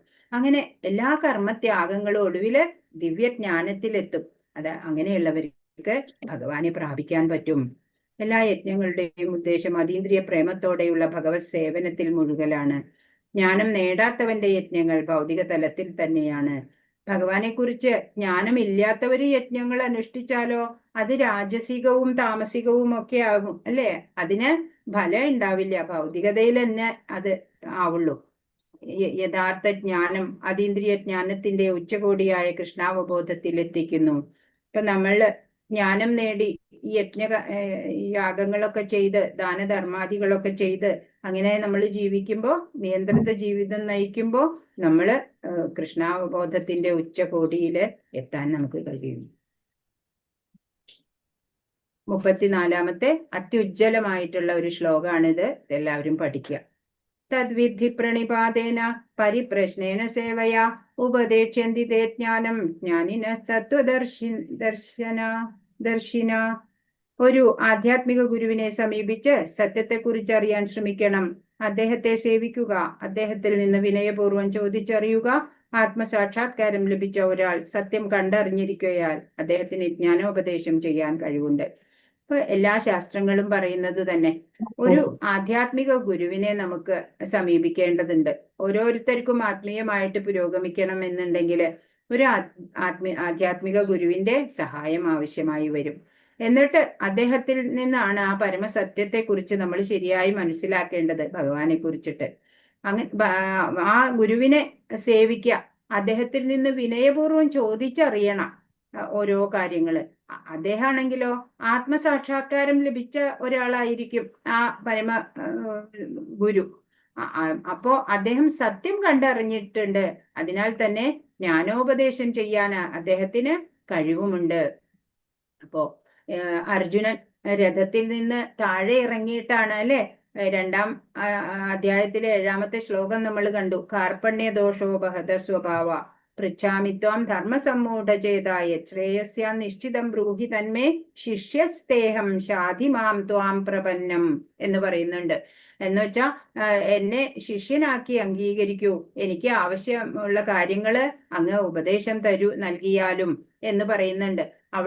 ഇവിടുന്ന് രഥത്തിൽ നിന്ന് താഴെ ഇറങ്ങി മുട്ടുകുത്തി നിന്നിട്ടാണ് അഭ്യർത്ഥിക്കണത് അല്ലെ, വിനയപൂർവം.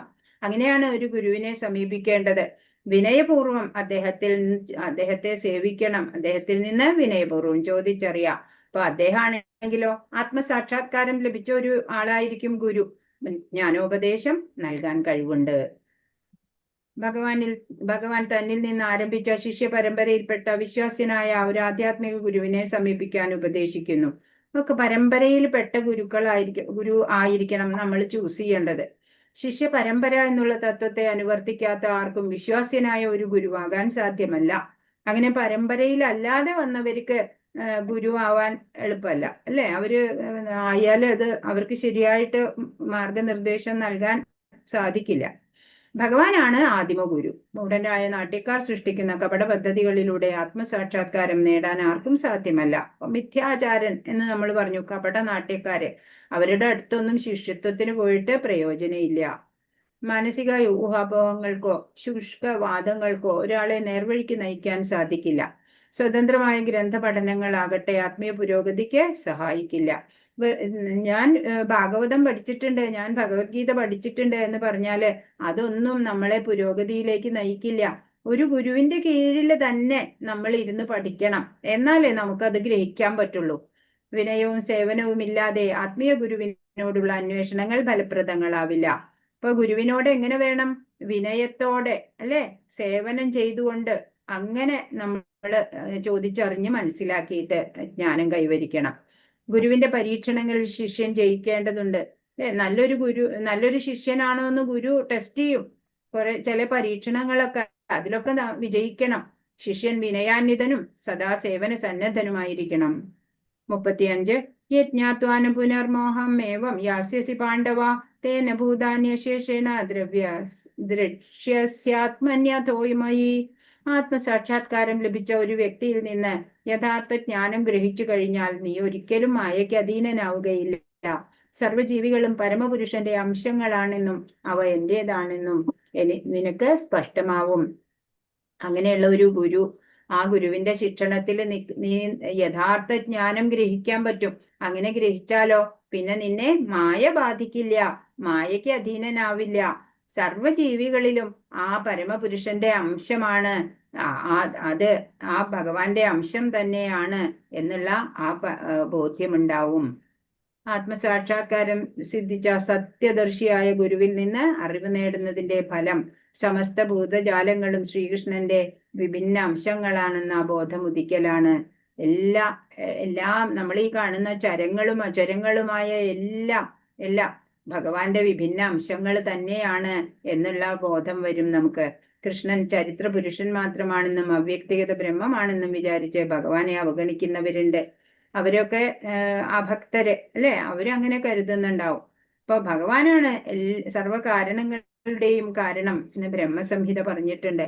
അപ്പോ നിരപേക്ഷമായ ശാസ്ത്രത്തിൽ വേണ്ടുന്നത്ര അറിവ് നേടാത്തത് കൊണ്ട് ഇന്നും നമ്മൾ മായയാൽ മൂടിക്കിടക്കുകയാണ് അല്ലെ. അപ്പോ ഭഗവാനിൽ നിന്ന് വ്യത്യസ്തമായിട്ട് ചിന്തിക്കുകയാണ് നമ്മളെല്ലാം. കൃഷ്ണന്റെ വിഭിന്ന അംശങ്ങളാണ് നമ്മള്. ഒരിക്കലും കൃഷ്ണനിൽ നിന്ന് നമ്മള് വ്യത്യസ്തരല്ല. മ്യൂട്ട് ചെയ്യൂ. തനിക്ക് ബന്ധുക്കളോടുള്ള ക്ഷണികമായ ശാരീരിക ബന്ധത്തെ കൃഷ്ണനോടുള്ള ശാശ്വതമായ ആത്മീയ ബന്ധത്തെക്കാൾ അർജുനൻ മാനിക്കുന്നത് മായ കൊണ്ട് തന്നെ. കൃഷ്ണാവബോധത്തിലൂടെ അതീന്ദ്രിയമായ ഭഗവത് സേവനത്തിൽ ഏർപ്പെട്ടാൽ ഈ മായയിൽ നിന്ന് മുക്തമാവാം. മായയ്ക്ക് അതീതരാവാൻ നമ്മൾ എന്ത് ചെയ്യണം?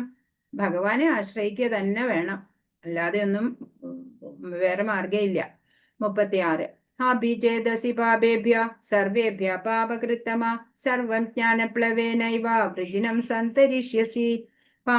പാപികളിൽ വെച്ച് മഹാപാപിയാണെന്നിരിക്കലും അതീന്ദ്രിയ ജ്ഞാനമാകുന്ന തോണിയിൽ സ്ഥിതി ചെയ്യുമ്പോൾ നിനക്ക് ഈ ദുഃഖസമുദ്രം തരണം ചെയ്യാൻ സാധിക്കും. പാപകർമ്മങ്ങളൊക്കെ ഒരുപാട് ചെയ്തിട്ടുണ്ടായിരുന്നു എങ്കിലും ഇപ്പോ സാധനാ ഭക്തിയൊക്കെ അനുഷ്ഠിച്ചിട്ട് ഭഗവാനെ കുറിച്ചുള്ള ജ്ഞാനമൊക്കെ ആർജിച്ച് കഴിഞ്ഞ ജ്ഞാനമാകുന്ന തോണിയിൽ സ്ഥിതി ചെയ്യുകയാണെന്നുണ്ടെങ്കിൽ ഈ ഭവസാഗരം, ഈ സംസാര സാഗരം, ദുഃഖസാഗരം നിനക്കും തരണം ചെയ്യാൻ പറ്റും. കൃഷ്ണനുമായി ബന്ധപ്പെടുത്തിക്കൊണ്ട് തന്റെ മൂലസ്വരൂപത്തെക്കുറിച്ച് വ്യക്തമായ അറിവ് അജ്ഞാനമാകുന്ന സമുദ്രത്തിലെ നിലയ്ക്കാത്ത ജീവിത സമരത്തിൽ നിന്ന് രക്ഷപ്പെടുത്താൻ അതിന് കഴിയും. ഇപ്പൊ ഭഗവാനുമായിട്ട് ബന്ധപ്പെടുക, അതേ ഒരു മാർഗമുള്ളൂ ഈ ഭവസാഗരം ഒക്കെ തരണം ചെയ്യാന്. കൃഷ്ണാവബോധം, ഈ തോണി വളരെ ലളിതമാണ്, അത്ര തന്നെ ശ്രേഷ്ഠവും. ഭക്തി വളരെ സരളമാണ് അല്ലെ, ശ്രേഷ്ഠമായതാണ്. അപ്പൊ അതിനുവേണ്ടി നമ്മൾ ശ്രമിക്കണം. 37 യഥൈധാംസി സമിദ്ധോഗ്നിർ ഭസ്മസാത് കുരുതേ അർജുന ജ്ഞാനാഗ്നി സർവകർമാണി ഭസ്മസാത് കുരുതേ തഥാ. അല്ലയോ അർജുന, കത്തുന്ന തീ വിറകിനെ എന്ന പോലെ ജ്ഞാനമാകുന്ന അഗ്നി സർവകർമ്മ ഫലങ്ങളെയും ഭസ്മമാക്കുന്നു. ഇപ്പൊ ജ്ഞാനം ആർജിച്ചാല് പിന്നെ നമ്മുടെ എല്ലാ അജ്ഞതയും അല്ലെങ്കിൽ എല്ലാ പാപങ്ങളും ഒക്കെ ഭസ്മമായി പോകും എന്നാണ്. കത്തുന്ന തീയെ വിറകിനെ കത്തിച്ചു കളഞ്ഞ് ഭസ്മമാക്കും. അതുപോലെ ജീവാത്മാവ്, പരമാത്മാവ്, ഇവരുടെ പരസ്പര ബന്ധം എന്നിവയെക്കുറിച്ചുള്ള പൂർണ്ണ ജ്ഞാനത്തെ ഇവിടെ അഗ്നിയോട് ഉപമിച്ചിരിക്കുന്നു. ജ്ഞാനം എന്ന് പറഞ്ഞാൽ അറിയേണ്ടത് എന്താണോ അതാണ് അല്ലെ. നമ്മൾ ജീവാത്മാവിനെയും പരമാത്മാവിനെയും അവരുടെ ബന്ധത്തെയും ഒക്കെ കുറിച്ചുള്ള പൂർണ്ണ ജ്ഞാനം നേടുക, അതന്നെയാണ് ആ ജ്ഞാനാഗ്നി. പാപകർമ്മങ്ങളുടെ മാത്രമല്ല പുണ്യകർമ്മങ്ങളുടെയും ഫലങ്ങൾ ഈ അഗ്നിയിൽ ചാമ്പലാകുന്നു. പുണ്യമുണ്ടെങ്കിലും നമുക്ക് വീണ്ടും വന്ന് ജനിക്കണം ഭൂമിയില്. അപ്പൊ രണ്ടും വേണ്ട. അപ്പൊ രണ്ടും ഈ ജ്ഞാനാഗ്നിയാലെ ഭസ്മമാവും. ഒരാൾ പൂർണ്ണ ജ്ഞാനാവസ്ഥയിലെത്തുമ്പോൾ കഴിഞ്ഞതും കഴിയാനിരിക്കുന്നതുമായ എല്ലാ കർമ്മഫലങ്ങളും നശിച്ചുകൊള്ളും. ഇപ്പൊ ജ്ഞാനാവസ്ഥയില് പരിപൂർണതയില് എത്തിയ ആള് ഒക്കെ എല്ലാ കർമ്മഫലങ്ങളും താനെ നശിച്ചു പോയിട്ടുണ്ടാവും. 38 നഹി ജ്ഞാനേന സദൃശം പവിത്രമിഹ വിദ്യതേ തൽ സ്വയം യോഗ സംസിദ്ധ കാലേന ആത്മനി വിന്ദതി. ഈ ലോകത്തിൽ അതീന്ദ്രിയ ജ്ഞാനം പോലെ പരിശുദ്ധവും ശ്രേഷ്ഠവുമായി മറ്റൊന്നില്ല. എന്താണ് ശ്രേഷ്ഠമായത് ഇവിടെ? അതീന്ദ്രിയ ജ്ഞാനം, ഭഗവാനെ കുറിച്ചുള്ള ജ്ഞാനം വേണം അല്ലേ. ഭഗവാനെ കുറിച്ച്, നമ്മള് ജീവാത്മാവുമായിട്ടുള്ള ബന്ധത്തെക്കുറിച്ച്, ഈ ഭൗതിക പ്രകൃതിയുമായിട്ടുള്ള നമ്മളുടെ ബന്ധങ്ങളെ കുറിച്ച് ഒക്കെയുള്ള അറിവാണ് നമുക്ക്. അതാണ് ശ്രേഷ്ഠമായ ജ്ഞാനം എന്ന് പറയുന്നത്. അതാണ് ആധ്യാത്മിക ദർശനത്തിന്റെ പരിപക്വ ഫലം. ഭക്തിയോഗ പരിശീലനത്തിൽ പ്രാവീണ്യം നേടിയ ഒരാൾക്ക് കാലക്രമേണ ഈ ജ്ഞാനം സ്വയം ആസ്വദിക്കാൻ കഴിയും. ഇപ്പൊ നമ്മള് ഭഗവാനെ ശരണാഗതി ചെയ്തുകൊണ്ട് ഭഗവത് സേവന നിരതരാവുമ്പോഴ് ഭഗവാൻ തന്നെയാണ് നമ്മുടെ ഉള്ളിലിരുന്നിട്ട് നമുക്ക് ആ ജ്ഞാനം പ്രകാശിതമാക്കുന്നത്. ഭഗവാന്റേതായ ആ ഗുണങ്ങളൊക്കെ നമുക്ക് റിലീസ് ചെയ്ത് കിട്ടുകയാണ് ചെയ്യുക. അപ്പോഴ് നമ്മളൊരു ഭക്തനാവുമ്പോഴ് ഭഗവാനാണ് എല്ലാം പിന്നെ നമ്മളുടെ ഏറ്റെടുക്കുക. ഭഗവാന്റേതായ ഭഗവാൻ ഷഡ ഐശ്വര്യങ്ങള് സമ്പൂർണതയിലുള്ള ആള് അല്ലെ. അപ്പൊ ആ ഭഗവാന്റെ എല്ലാ ഗുണങ്ങളും നമ്മിലേക്ക് ഇങ്ങനെ റിലീസ് ചെയ്ത് കിട്ടും ഭക്തന്. അതീന്ദ്രിയ ജ്ഞാനം എന്നാൽ ആധ്യാത്മികമായ അറിവാണ്. ബന്ധകാരണം അജ്ഞാനമത്രേ മുക്തിക്ക് ഹേതു ജ്ഞാനവും. അറിവില്ലായ്മയാണ് തെറ്റുകുറ്റങ്ങളൊക്കെ ചെയ്തിട്ട് ആളുകള് ഈ ഭൗതികതയിൽ തന്നെ കുടുങ്ങിക്കിടക്കുന്നത്. അപ്പൊ ജ്ഞാനം അത് മുക്തിമാർഗം. ജ്ഞാനം സിദ്ധിച്ചവന് സമാധാനം തേടി അലയേണ്ടി വരില്ല. ശാന്തി തന്നിൽ തന്നെ അനുഭവപ്പെടും. ഈ ശാന്തിയും ജ്ഞാനവും കൃഷ്ണാവബോധത്തിൽ എത്തിക്കുന്നു. അപ്പൊ അറിവ് നേടിക്കഴിഞ്ഞാൽ പിന്നെ നമ്മുടെ കർമ്മങ്ങളൊക്കെ പരിശുദ്ധമായിട്ടിരിക്കും അല്ലെ. നമ്മൾ ശുദ്ധരാവും നാമജപം ഒക്കെ ചെയ്തിട്ട്. അപ്പോഴോ പിന്നെ നമ്മൾക്ക് ശാന്തി അനുഭവപ്പെടും. അങ്ങനെയുള്ള ആ പ്രശാന്ത അവസ്ഥയില് നമുക്ക് കൃഷ്ണാവബോധത്തിൽ എത്താൻ സാധിക്കും. ഇതാണ് ഭഗവത്ഗീതയുടെ പരമമായ സന്ദേശം. എന്താണ് പരമമായ സന്ദേശം? ജ്ഞാനാർജനം ചെയ്യുക അല്ലെ. അങ്ങനെ ജ്ഞാനാർജനം ചെയ്യുമ്പോൾ നമുക്ക് പിന്നെ സമാധാനം അല്ലെങ്കിൽ പ്രശാന്ത അവസ്ഥ കൈവരിക്കാൻ നമുക്ക് സാധിക്കും. നമ്മുടെ ഉള്ളില് അനുഭവപ്പെടും ജ്ഞാനം പരിപൂർണമായിട്ട് വരുമ്പോൾ. അത് നമ്മളെ കൃഷ്ണാവബോധത്തിൽ എത്തിക്കും എന്നുള്ളതാണ് ഭഗവത്ഗീതയുടെ പരമമായ സന്ദേശം. 39 ശ്രദ്ധാവാം ലഭതേ ജ്ഞാനം തത്പര സംയതേന്ദ്രിയ ജ്ഞാനം ലബ്ധ്വാ പരാം ശാന്തിമചിരേണാധിഗച്ഛതി. ഇന്ദ്രിയ സംയമനം ചെയ്തവനും ദിവ്യജ്ഞാനത്തിനു വേണ്ടി സ്വയം സമർപ്പിച്ചവനും ശ്രദ്ധായുക്തനുമായ ഒരു വ്യക്തി ആ ജ്ഞാനത്തിന് അർഹൻ തന്നെ. അത് ലഭിച്ചാൽ അയാൾക്ക് വേഗത്തിൽ പരമമായ ആധ്യാത്മിക ശാന്തി കൈവരും. ഇന്ദ്രിയ സംയമനം ചെയ്യണം. ഇന്ദ്രിയങ്ങളെ വിഷയങ്ങളിൽ വ്യാപരിക്കാൻ വിടാതെ റെഗുലേറ്റ് ചെയ്യുക. പിന്നെ ദിവ്യജ്ഞാനത്തിനു വേണ്ടി സ്വയം സമർപ്പിക്കുക. എനിക്ക് ഭഗവാനെ കുറിച്ച് അറിയണം, അതാ എന്റെ ആഗ്രഹം, അതിനായിട്ട് പ്രയത്നിക്കുക. അങ്ങനെയുള്ള ആള് ശ്രദ്ധായുക്തൻ എന്ന് വെച്ചാൽ ശ്രദ്ധ എന്ന് പറഞ്ഞാൽ എന്താണ്? ദൃഢവിശ്വാസം ഭഗവാനിലെ, ഭഗവാന്റെ വാക്കുകളിലൊക്കെ ശ്രദ്ധായുക്തനായിട്ടുള്ള ഒരു വ്യക്തി ആ ജ്ഞാനത്തിന് അർഹനാണ്. ആധ്യാത്മിക ജ്ഞാനത്തിന് അർഹനാണ്. അത് ലഭിച്ചാൽ അയാൾക്ക് വേഗത്തിൽ പരമമായ ആധ്യാത്മിക ശാന്തി കൈവരും. അങ്ങനെ ആ ജ്ഞാനം ലഭിക്കുന്നതോടുകൂടെ ആധ്യാത്മിക ശാന്തി അയാൾക്ക് കൈവരും. കൃഷ്ണനിൽ ദൃഢവിശ്വാസമുള്ള ഒരാൾക്ക് കൃഷ്ണാവബോധത്തിലുള്ള ആ ജ്ഞാനം നേടാം. കൃഷ്ണാവബോധപൂർവം പ്രവർത്തിക്കുന്നത് കൊണ്ട് മാത്രം ആത്യന്തികമായ പൂർണ്ണതയിൽ എത്താമെന്ന് ഉറപ്പുള്ള വ്യക്തിയെ ശ്രദ്ധാവാൻ എന്ന് പറയും. അപ്പൊ എന്താണ് ശ്രദ്ധാവാൻ? കൃഷ്ണാവബോധപൂർവം പ്രവർത്തിക്കണ കാരണം എനിക്ക് ആ ആത്യന്തികമായ ലക്ഷ്യത്തില് പരിപൂർണതയിൽ എത്താം എന്ന് ഉറപ്പാണ്. അങ്ങനെയുള്ള വ്യക്തി ശ്രദ്ധാവാൻ. കൃഷ്ണനിൽ വിശ്വാസവും ഇന്ദ്രിയ ദമനവുമുള്ള ഒരാൾക്ക് പരിപൂർണമായ കൃഷ്ണാവബോധ ജ്ഞാനം അനായാസേന താമസം വിനാ ലഭ്യമാവും. ഭഗവാനിലുള്ള വിശ്വാസം അതാ വേണ്ടത്. പിന്നെയോ ഇന്ദ്രിയ ദമനം, ഇന്ദ്രിയ നിയന്ത്രണം കൺട്രോൾ ചെയ്യാൻ പറ്റണം. അങ്ങനെയുള്ള ഒരാൾക്ക് പരിപൂർണമായിട്ടുള്ള കൃഷ്ണാവബോധ ജ്ഞാനം എളുപ്പത്തിൽ തന്നെ ലഭിക്കും. 40 യജ്ഞശ്ചാശ്രദ്ധധാനശ്ച സംശയാത്മാ വിനശ്യതി നായം ലോകോസ്തി ന പരോ ന സുഖം സംശയാത്മനി. ഇനി മറിച്ചുള്ള ഒരാളാണെങ്കിലോ ധർമ്മശാസ്ത്രങ്ങളെ സംശയദൃഷ്ട്യാ വീക്ഷിക്കുന്ന അജ്ഞരും അവിശ്വാസികളുമായവർക്ക് ഈശ്വര അവബോധം ലഭിക്കുന്നില്ല. അവർ അധപ്പതിക്കുന്നു. സംശയാലുവായ ജീവന് ഇഹലോകത്തിലും പരലോകത്തിലും സന്തുഷ്ടി ലഭ്യമല്ല. സംശയാത്മാ വിനശ്യതി എന്നാ പറഞ്ഞേക്കണേ.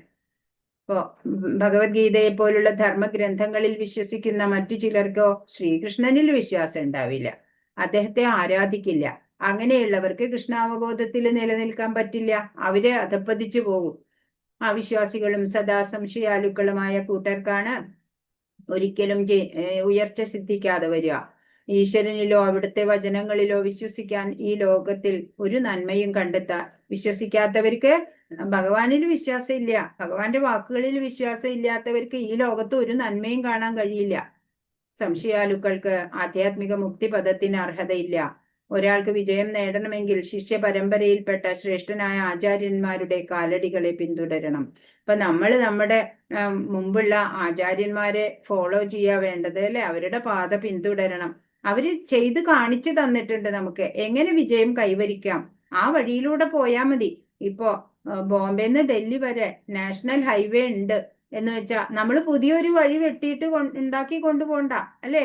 ആ ഉള്ള വഴി കൂടെ നമ്മൾക്ക് പോയാൽ അവിടെ പെട്ടെന്ന് എത്താം.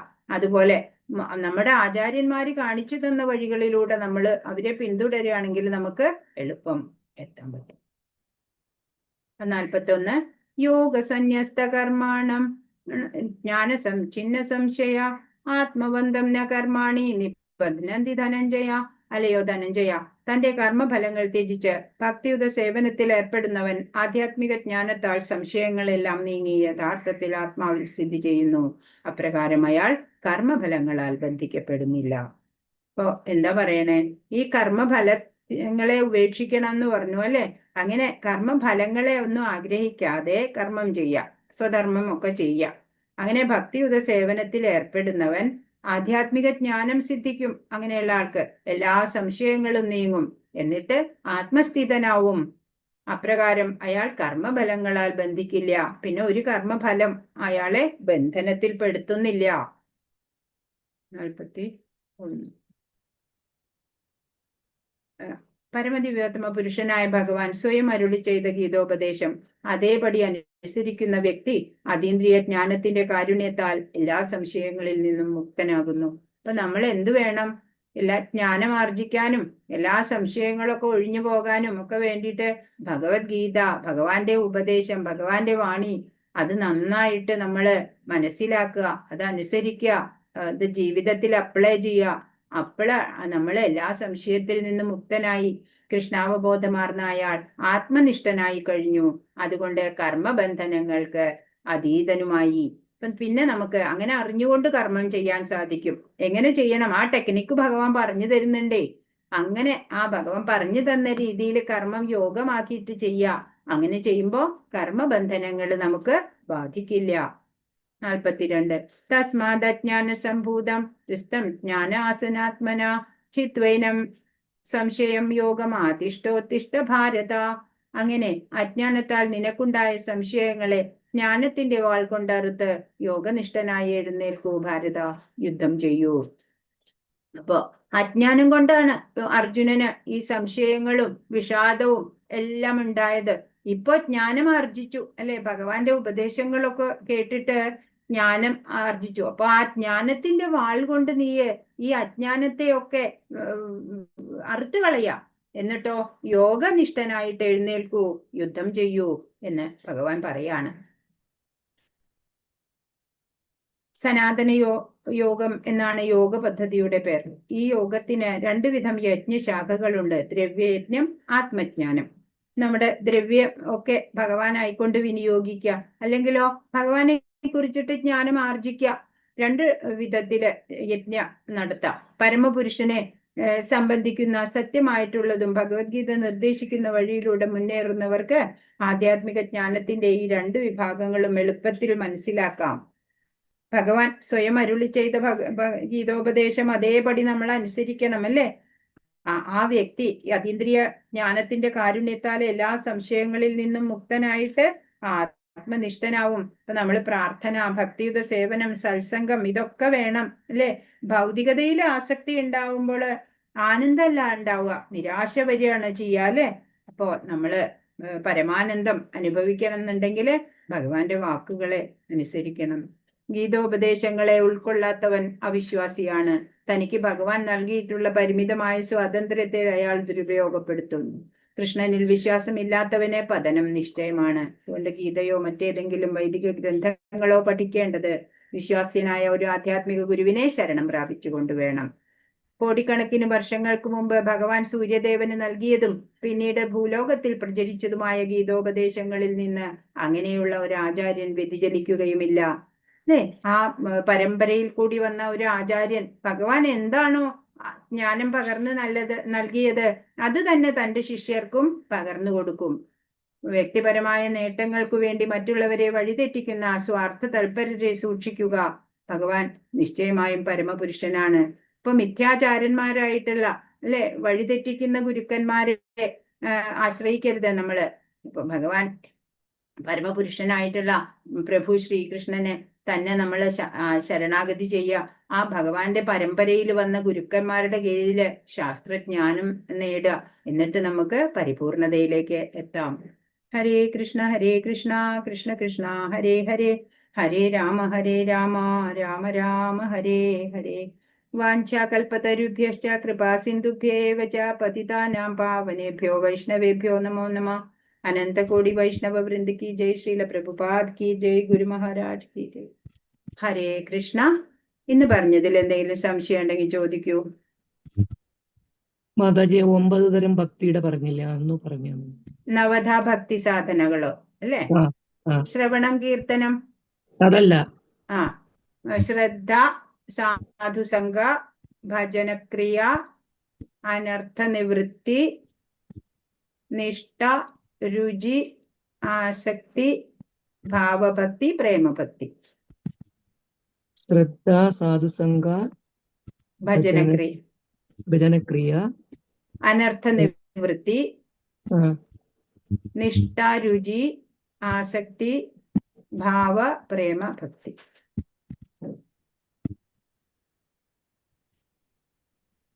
വേറെന്തെങ്കിലും? ഹരേ കൃഷ്ണ മാതാജി. ആ ഒരു കോമൺ ആയ സംശയം ചോദിക്കണതാ, ഒരു കോമൺ ചോദിക്കൂ. ആയിട്ടുള്ള സംശയം. ചോദിക്കൂ. അതായത് ഇപ്പൊ നമ്മളിപ്പോ ഈ ഗീത പഠിക്കുന്നുണ്ട്, എല്ലാം ചെയ്യുന്നുണ്ട്. ഉം. ഇപ്പൊ ഇതില് പല പല പഠിക്കുന്ന ഇതും പല ഉപാസകന്മാരായിരിക്കും. ചിലപ്പോ ദേവിയുടെ അതെ. ആയിരിക്കാം, സരസ്വതിയുടെ ആയിരിക്കാം, അയ്യപ്പന്റെ ആയിരിക്കാം, അതെ. അല്ലെങ്കിൽ മുരുകന്റെ ആയിരിക്കാം. ഉം. അപ്പൊ ഈ ഉപാസകന്മാര് മരിച്ചവന്മാര് അവിടെ ചെല്ലും. ഈ ഉപാസകന്മാര് അതത് ദേവന്മാരുടെ ലോകങ്ങളിലെത്തും. കൃഷ്ണലോകത്തല്ല. അങ്ങനെ ഉം. കൃഷ്ണലോകത്തല്ല. ഉം. ഇപ്പൊ ശിവനെ ആരാധിക്കുന്നവരോ? ശിവനെ ആരാധിക്കുന്നവര് കൈലാസം. കൈലാസത്തില് എത്തും. കൈലാസത്തിൽ ചെല്ലും. ഉം. അപ്പൊ എല്ലാത്തിന്റെയും പൊരുള് ഭഗവാനാണ്, വിഷ്ണുവാണ്. അതായത് ഈ ശിവനാണ് ഒന്നാമത്തെ വിഷ്ണു ഭക്തൻ.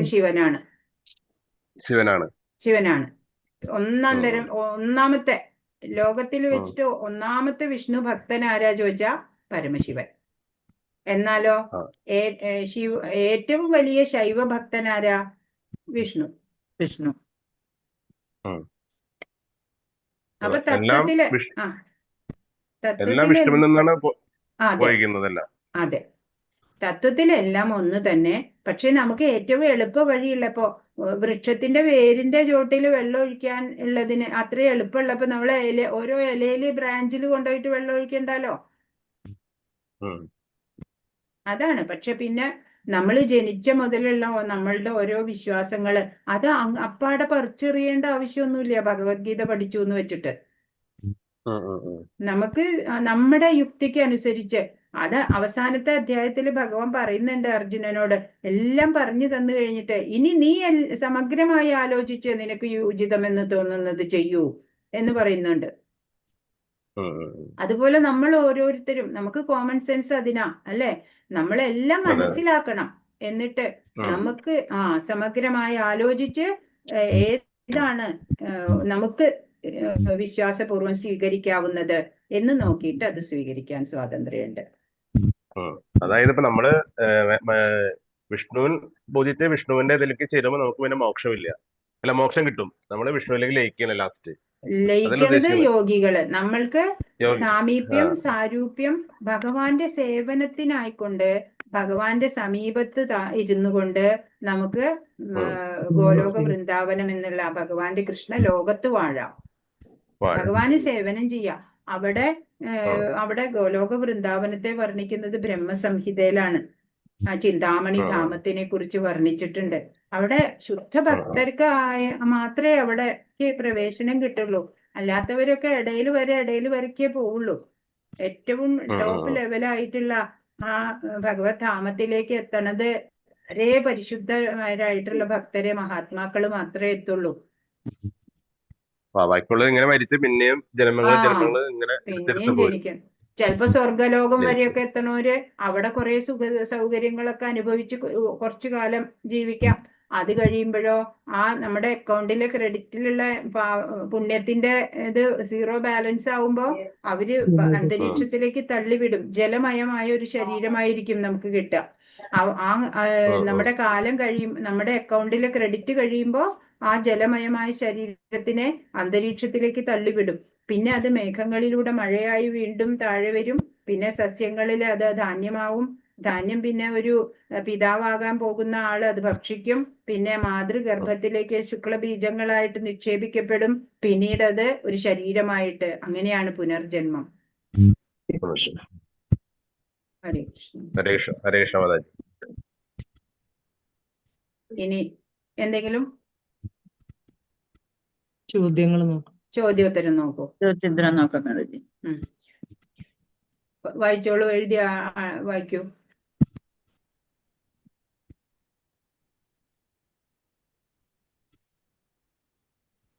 ആരോ വായിക്കണേ? ഇപ്പോഴത്തെ സൂര്യദേവന്റെ പേരെന്താണ്? വിവസ്വാനല്ലേ? ദിവസാൻ. അതെ. എന്തുകൊണ്ടാണ് ഭഗവാൻ അർജുനന് ഭഗവത്ഗീത ഉപദേശിച്ചു കൊടുത്തത്? ഭഗവാന്റെ ഭക്തനാണ്.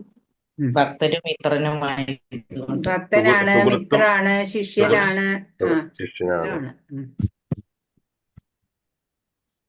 അർജുനൻ ഭഗവാനെ കുറിച്ച് സംശയത്തോടെ ചോദ്യം ഉന്നയിച്ചത് എന്തുകൊണ്ടാണ്? അർജുനനും ഭഗവാനും സമകാലികരാണ് അല്ലെ? ഒരു 2 വർഷത്തെ വ്യത്യാസം മറ്റേ ഉള്ളൂ. അപ്പോ അങ്ങനെ ഇരിക്കെ അങ്ങ് ഈ 12 കോടി 4 ലക്ഷം വർഷം മുമ്പുള്ളത് അങ്ങ് എങ്ങനെ മനസ്സിലാക്കി? ആ കാര്യങ്ങൾ അങ്ങേക്ക് ഇപ്പോഴെങ്ങനെ അറിയണു എന്നാണ് ചോദിക്കണേ അല്ലേ? പക്ഷെ ഭഗവാൻ നമ്മുടെ പോലെ അല്ല അല്ലെ? ഭഗവാൻ ഭൗതിക ഇന്ദ്രിയങ്ങളെ ഭൗതികനല്ല. ഭഗവാന്റെ വ്യത്യാസങ്ങൾ നമുക്ക് ചൂണ്ടിക്കാണിക്കണം അവിടെ അല്ലേ? അതിനൊരു സെന്റൻസ് എവിടുന്നെങ്കിലും കിട്ടിയിട്ടുണ്ടായിരുന്നോ സ്ലൈഡിൽ നിന്ന്? ഇല്ല, എഴുതിയെടുക്കാൻ പറ്റിയില്ല ആൻസർ. എഴുതിയിട്ടില്ല. അത് ഇത്രയേ ഉള്ളൂ പറയാന്. അതായത് ഒരേ പ്രായക്കാരായ കൃഷ്ണ അർജുനന്മാര്, അതിൽ കൃഷ്ണൻ എങ്ങനെ ഇത്രയും കോടി വർഷം മുമ്പുള്ള കാര്യങ്ങള് ആ കോടി വർഷം മുമ്പ് വിവസ്വാന് ഈ ഗീതാജ്ഞാനം നൽകി എന്നുള്ളതിലാണ് അർജുനന് സംശയം വന്നത്. കാരണം ഇപ്പൊ ജീവിക്കുന്നതാ അല്ലെ രണ്ടുപേരും. പക്ഷേ ഭഗവാൻ അജനാണ്. ഭഗവാൻ ജനിക്കുന്നില്ല. ഭഗവാൻ ആദിമനാണ്.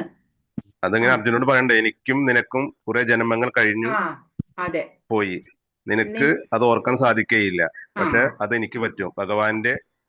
ഭഗവാന് ജനനവും മരണവും ഇല്ല, എനിക്ക് പിറവിയില്ല, എന്റെ അതീന്ദ്രമായ ശരീരത്തിന് നാശമില്ല എന്നാണ് കൃഷ്ണൻ പറയുന്നത് അല്ലെ മാതാജി? അതെ. ജന്മകർമ്മജമേ ദിവ്യം ഏവം യോ വേത്തി തത്വത എന്നുള്ള ഒരു ശ്ലോകം ഉണ്ട്. ഭഗവാന്റെ ജന്മത്തിനെയും കർമ്മത്തിനെയും കുറിച്ച്, അതിന്റെ അതീന്ദ്രിയ സ്വഭാവം ശരിയായി മനസ്സിലാക്കിയവർക്ക് പിന്നെ ജനിമൃതികളില്ല എന്ന് പറയുന്നുണ്ട്. അപ്പൊ ഭഗവാന്റെ ജന്മവും കർമ്മവും എല്ലാം ദിവ്യങ്ങളാണ് എന്നാണ്. ഹരേ കൃഷ്ണ. വ്യക്തായോ?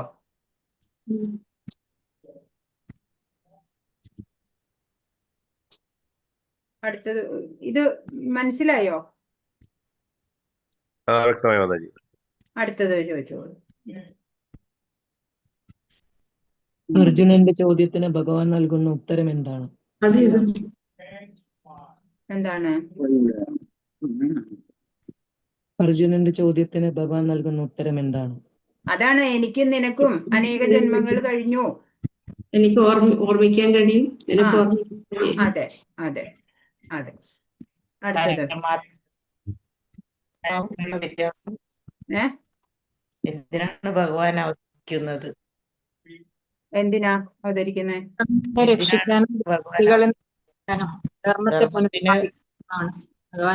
ഭക്തരെ രക്ഷിക്കാനും ദുഷ്ടന്മാരെ നിഗ്രഹിക്കാനും ധർമ്മത്തെ പുനഃസ്ഥാപിക്കാനും. അതെ. ഭഗവാന്റെ വിവിധ അവതാരങ്ങൾ എന്തെല്ലാമാണ്? അതെ,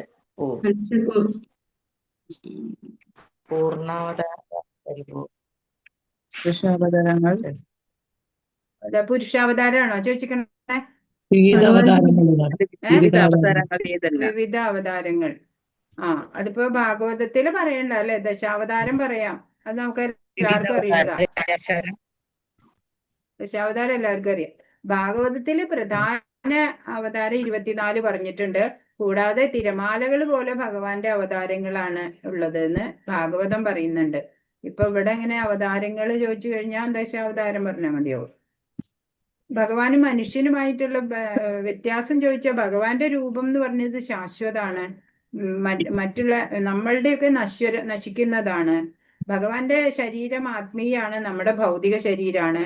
ഭഗവാന്റെ ശരീരവും ആത്മാവും ഭിന്നമല്ല, നമുക്ക് ഭിന്നാണ്. പിന്നെ ഭഗവാൻ മായയുടെ നിയന്താവാണ്, നമ്മൾ മായയ്ക്ക് അധീനരാണ്. അത് മനുഷ്യനും ഭഗവാനും തമ്മിലുള്ള വ്യത്യാസം അങ്ങനെയുണ്ട്. പിന്നെ അവതാരങ്ങൾ ദശാവതാരം എഴുതിയാൽ മതി. അടുത്തത് കലിയുഗത്തിൽ ഭഗവാന്റെ അവതാരന്മാരായിട്ട് വരുന്നത് ചൈതന്യ മഹാപ്രഭു. ചൈതന്യ മഹാപ്രഭു.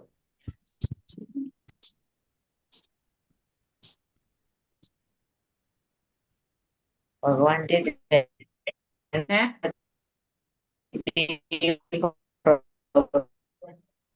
കേട്ടില്ല. ഭഗവാന്റെ ജനനത്തിന്റെയും പ്രവർത്തികളുടെയും അതീത സ്വഭാവം കർമ്മം ജന്മം അതീന്ദ്രിയ സ്വഭാവം ഗ്രഹിച്ചവർക്ക് എന്ത് സംഭവിക്കുന്നു? എന്താ സംഭവിക്കുക? ജനന മരണം പിന്നെ ഉണ്ടാവില്ല. അവർക്ക് ഇവിടെ വന്ന് ജനിക്കേണ്ടി വരില്ല. പിന്നെ ജന്മ കർമ്മ ചമേ ദിവ്യം എന്നുള്ള ആ ശ്ലോകം എത്രാമത്തെ? അത് 9-മത്തെയോ? 9-മത്തെ ശ്ലോകം.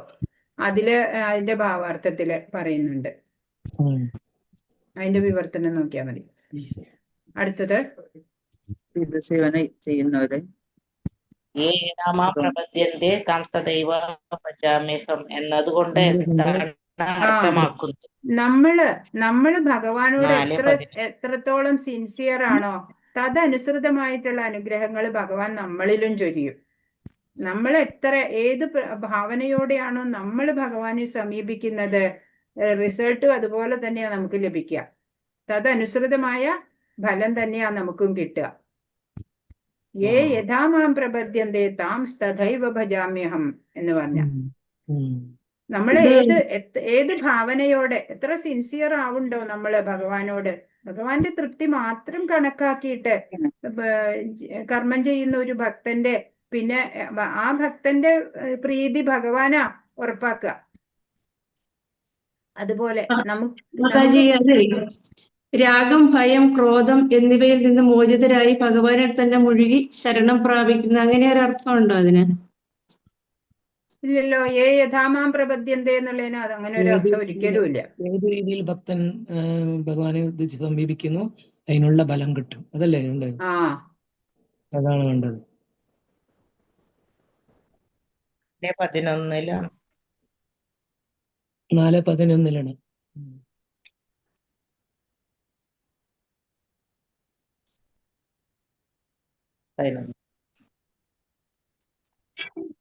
അടുത്തത് എന്തുകൊണ്ടാണ് ആ വ്യക്തിഗതവാദികൾക്ക് ഭൗതിക ലോകത്തിലേക്ക്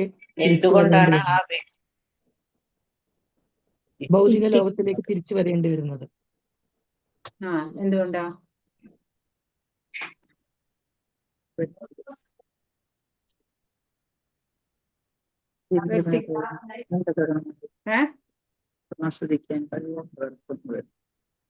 എന്താ വ്യക്തികൾ എന്തുകൊണ്ടാ ഭൗതിക ലോകത്തിലേക്ക് തിരിച്ചു വരുന്നത്? ബന്ധനങ്ങൾ ഉണ്ടല്ലേ? കർമ്മബന്ധനങ്ങൾ ഉണ്ടാവുമ്പോഴാണ്, കർമ്മഫലങ്ങളാലെ ബന്ധിക്കപ്പെടുമ്പോഴാണ് വീണ്ടും ജനിമൃതികൾ ഉണ്ടാവുന്നത്. അപ്പൊ ബന്ധനങ്ങൾ ഇല്ലാതെ നമ്മൾ കർമ്മം എങ്ങനെ ചെയ്യണം? കർമ്മം യോഗമാക്കി ചെയ്യാൻ ഭഗവാൻ പറഞ്ഞു. കൃഷ്ണാവബോധത്തോടെ ഭഗവത് സേവന നിരതരാവുക, സ്വധർമ്മമെല്ലാം ഭഗവാനിൽ മനസ്സൂന്നിക്കൊണ്ട് ചെയ്യുക. അങ്ങനെ വരുമ്പോ നമ്മൾക്ക് കർമ്മബന്ധനങ്ങളില്ല, പിന്നെ ഈ ഭൗതികതയില് ജനിക്കേണ്ടി വരുന്നില്ല.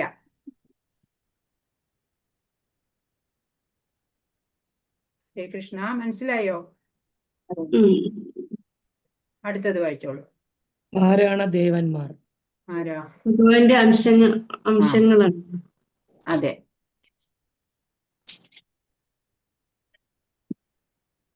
ഇനി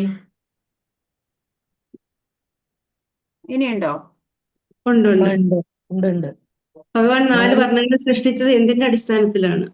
ആ ഗുണ കർമ്മ വിഭാഗശ. ഓരോരുത്തരിലുള്ള ഗുണത്തിന്റെയും അവരുടെ കർമ്മത്തിന്റെയും അടിസ്ഥാനത്തിലാണ്. ചിലവർക്ക് സാത്വിക ഗുണം കൂടുതലുണ്ടാവും, ബ്രാഹ്മണര് എന്ന് അവരെ പറയും, അല്ലെ? രജോ ഗുണം കൂടുതലുള്ളവര് ക്ഷത്രിയര് എന്ന് പറയും. രജോ തമോ ഗുണങ്ങളുള്ളവര് വൈശ്യര്, തമോ ഗുണികള് ശൂദ്രര്. അങ്ങനെ ഗുണവും അവരുടെ കർമ്മവും നോക്കിയിട്ടാണ് വിഭാഗം ചെയ്തിട്ടുള്ളത്. പ്രകൃതി സഹജങ്ങളായ 3 ഗുണങ്ങളെയും തദനുസരണമായ കർമ്മങ്ങളെയും മുൻനിർത്തിയാണ് അതെ മനുഷ്യ സമൂഹത്തിൽ 4 വർണ്ണങ്ങൾ സൃഷ്ടിച്ചത്. അതെ. എന്താണ് കർമ്മം, വികർമ്മം, അകർമ്മം? പറയൂ. വേദവിധി പ്രകാരമുള്ളത് കർമ്മം, വിധി പ്രകാരം ചെയ്യാത്ത വികർമ്മം, ശ്രേഷ്ഠമായ കർമ്മം അകർമ്മം.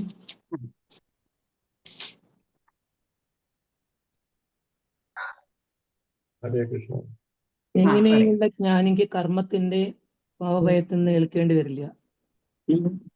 ആരാ? ഒരു കുഞ്ഞു ബേബി വന്നിട്ടുണ്ടല്ലോ. ബേബി. ഹരേ കൃഷ്ണ. ഹരേ കൃഷ്ണ. അടുത്ത ചോദ്യം. ഹരേ കൃഷ്ണ ജപിക്കണം കേട്ടോ. അടുത്ത ചോദ്യം ഉണ്ടോ? എങ്ങനെയുള്ള ജ്ഞാനിക്ക് കർമ്മത്തിന്റെ പാപഫലങ്ങൾ ഏൽക്കേണ്ടി വരില്ല? മനസ്സിനെയും ബുദ്ധിയെയും പൂർണ്ണമായും നിയന്ത്രിച്ചും തന്റെ സമ്പത്തിലും നേട്ടങ്ങളിലും ഉടമാവകാശബോധം ഉപേക്ഷിച്ചും ജീവിതത്തിന് അത്യാവശ്യമായ കർമ്മങ്ങളിൽ മാത്രം ഏർപ്പെട്ടുകൊണ്ടിരിക്കുന്ന ജ്ഞാനിക്ക് കർമ്മത്തിന്റെ പാപഫലങ്ങൾ ഏൽക്കേണ്ടി വരില്ല. അതെ. എല്ലാവരും നോട്ട് ചെയ്യണം. ആൻസേഴ്സ് നോട്ട് ചെയ്തോളൂ. പിന്നെ ഇനി എന്തെങ്കിലും ഉണ്ടോ? ഹരേ കൃഷ്ണ. അപ്പൊ നാളെ കാണാം കേട്ടോ. ഹരേ കൃഷ്ണ. എല്ലാവർക്കും നന്ദി.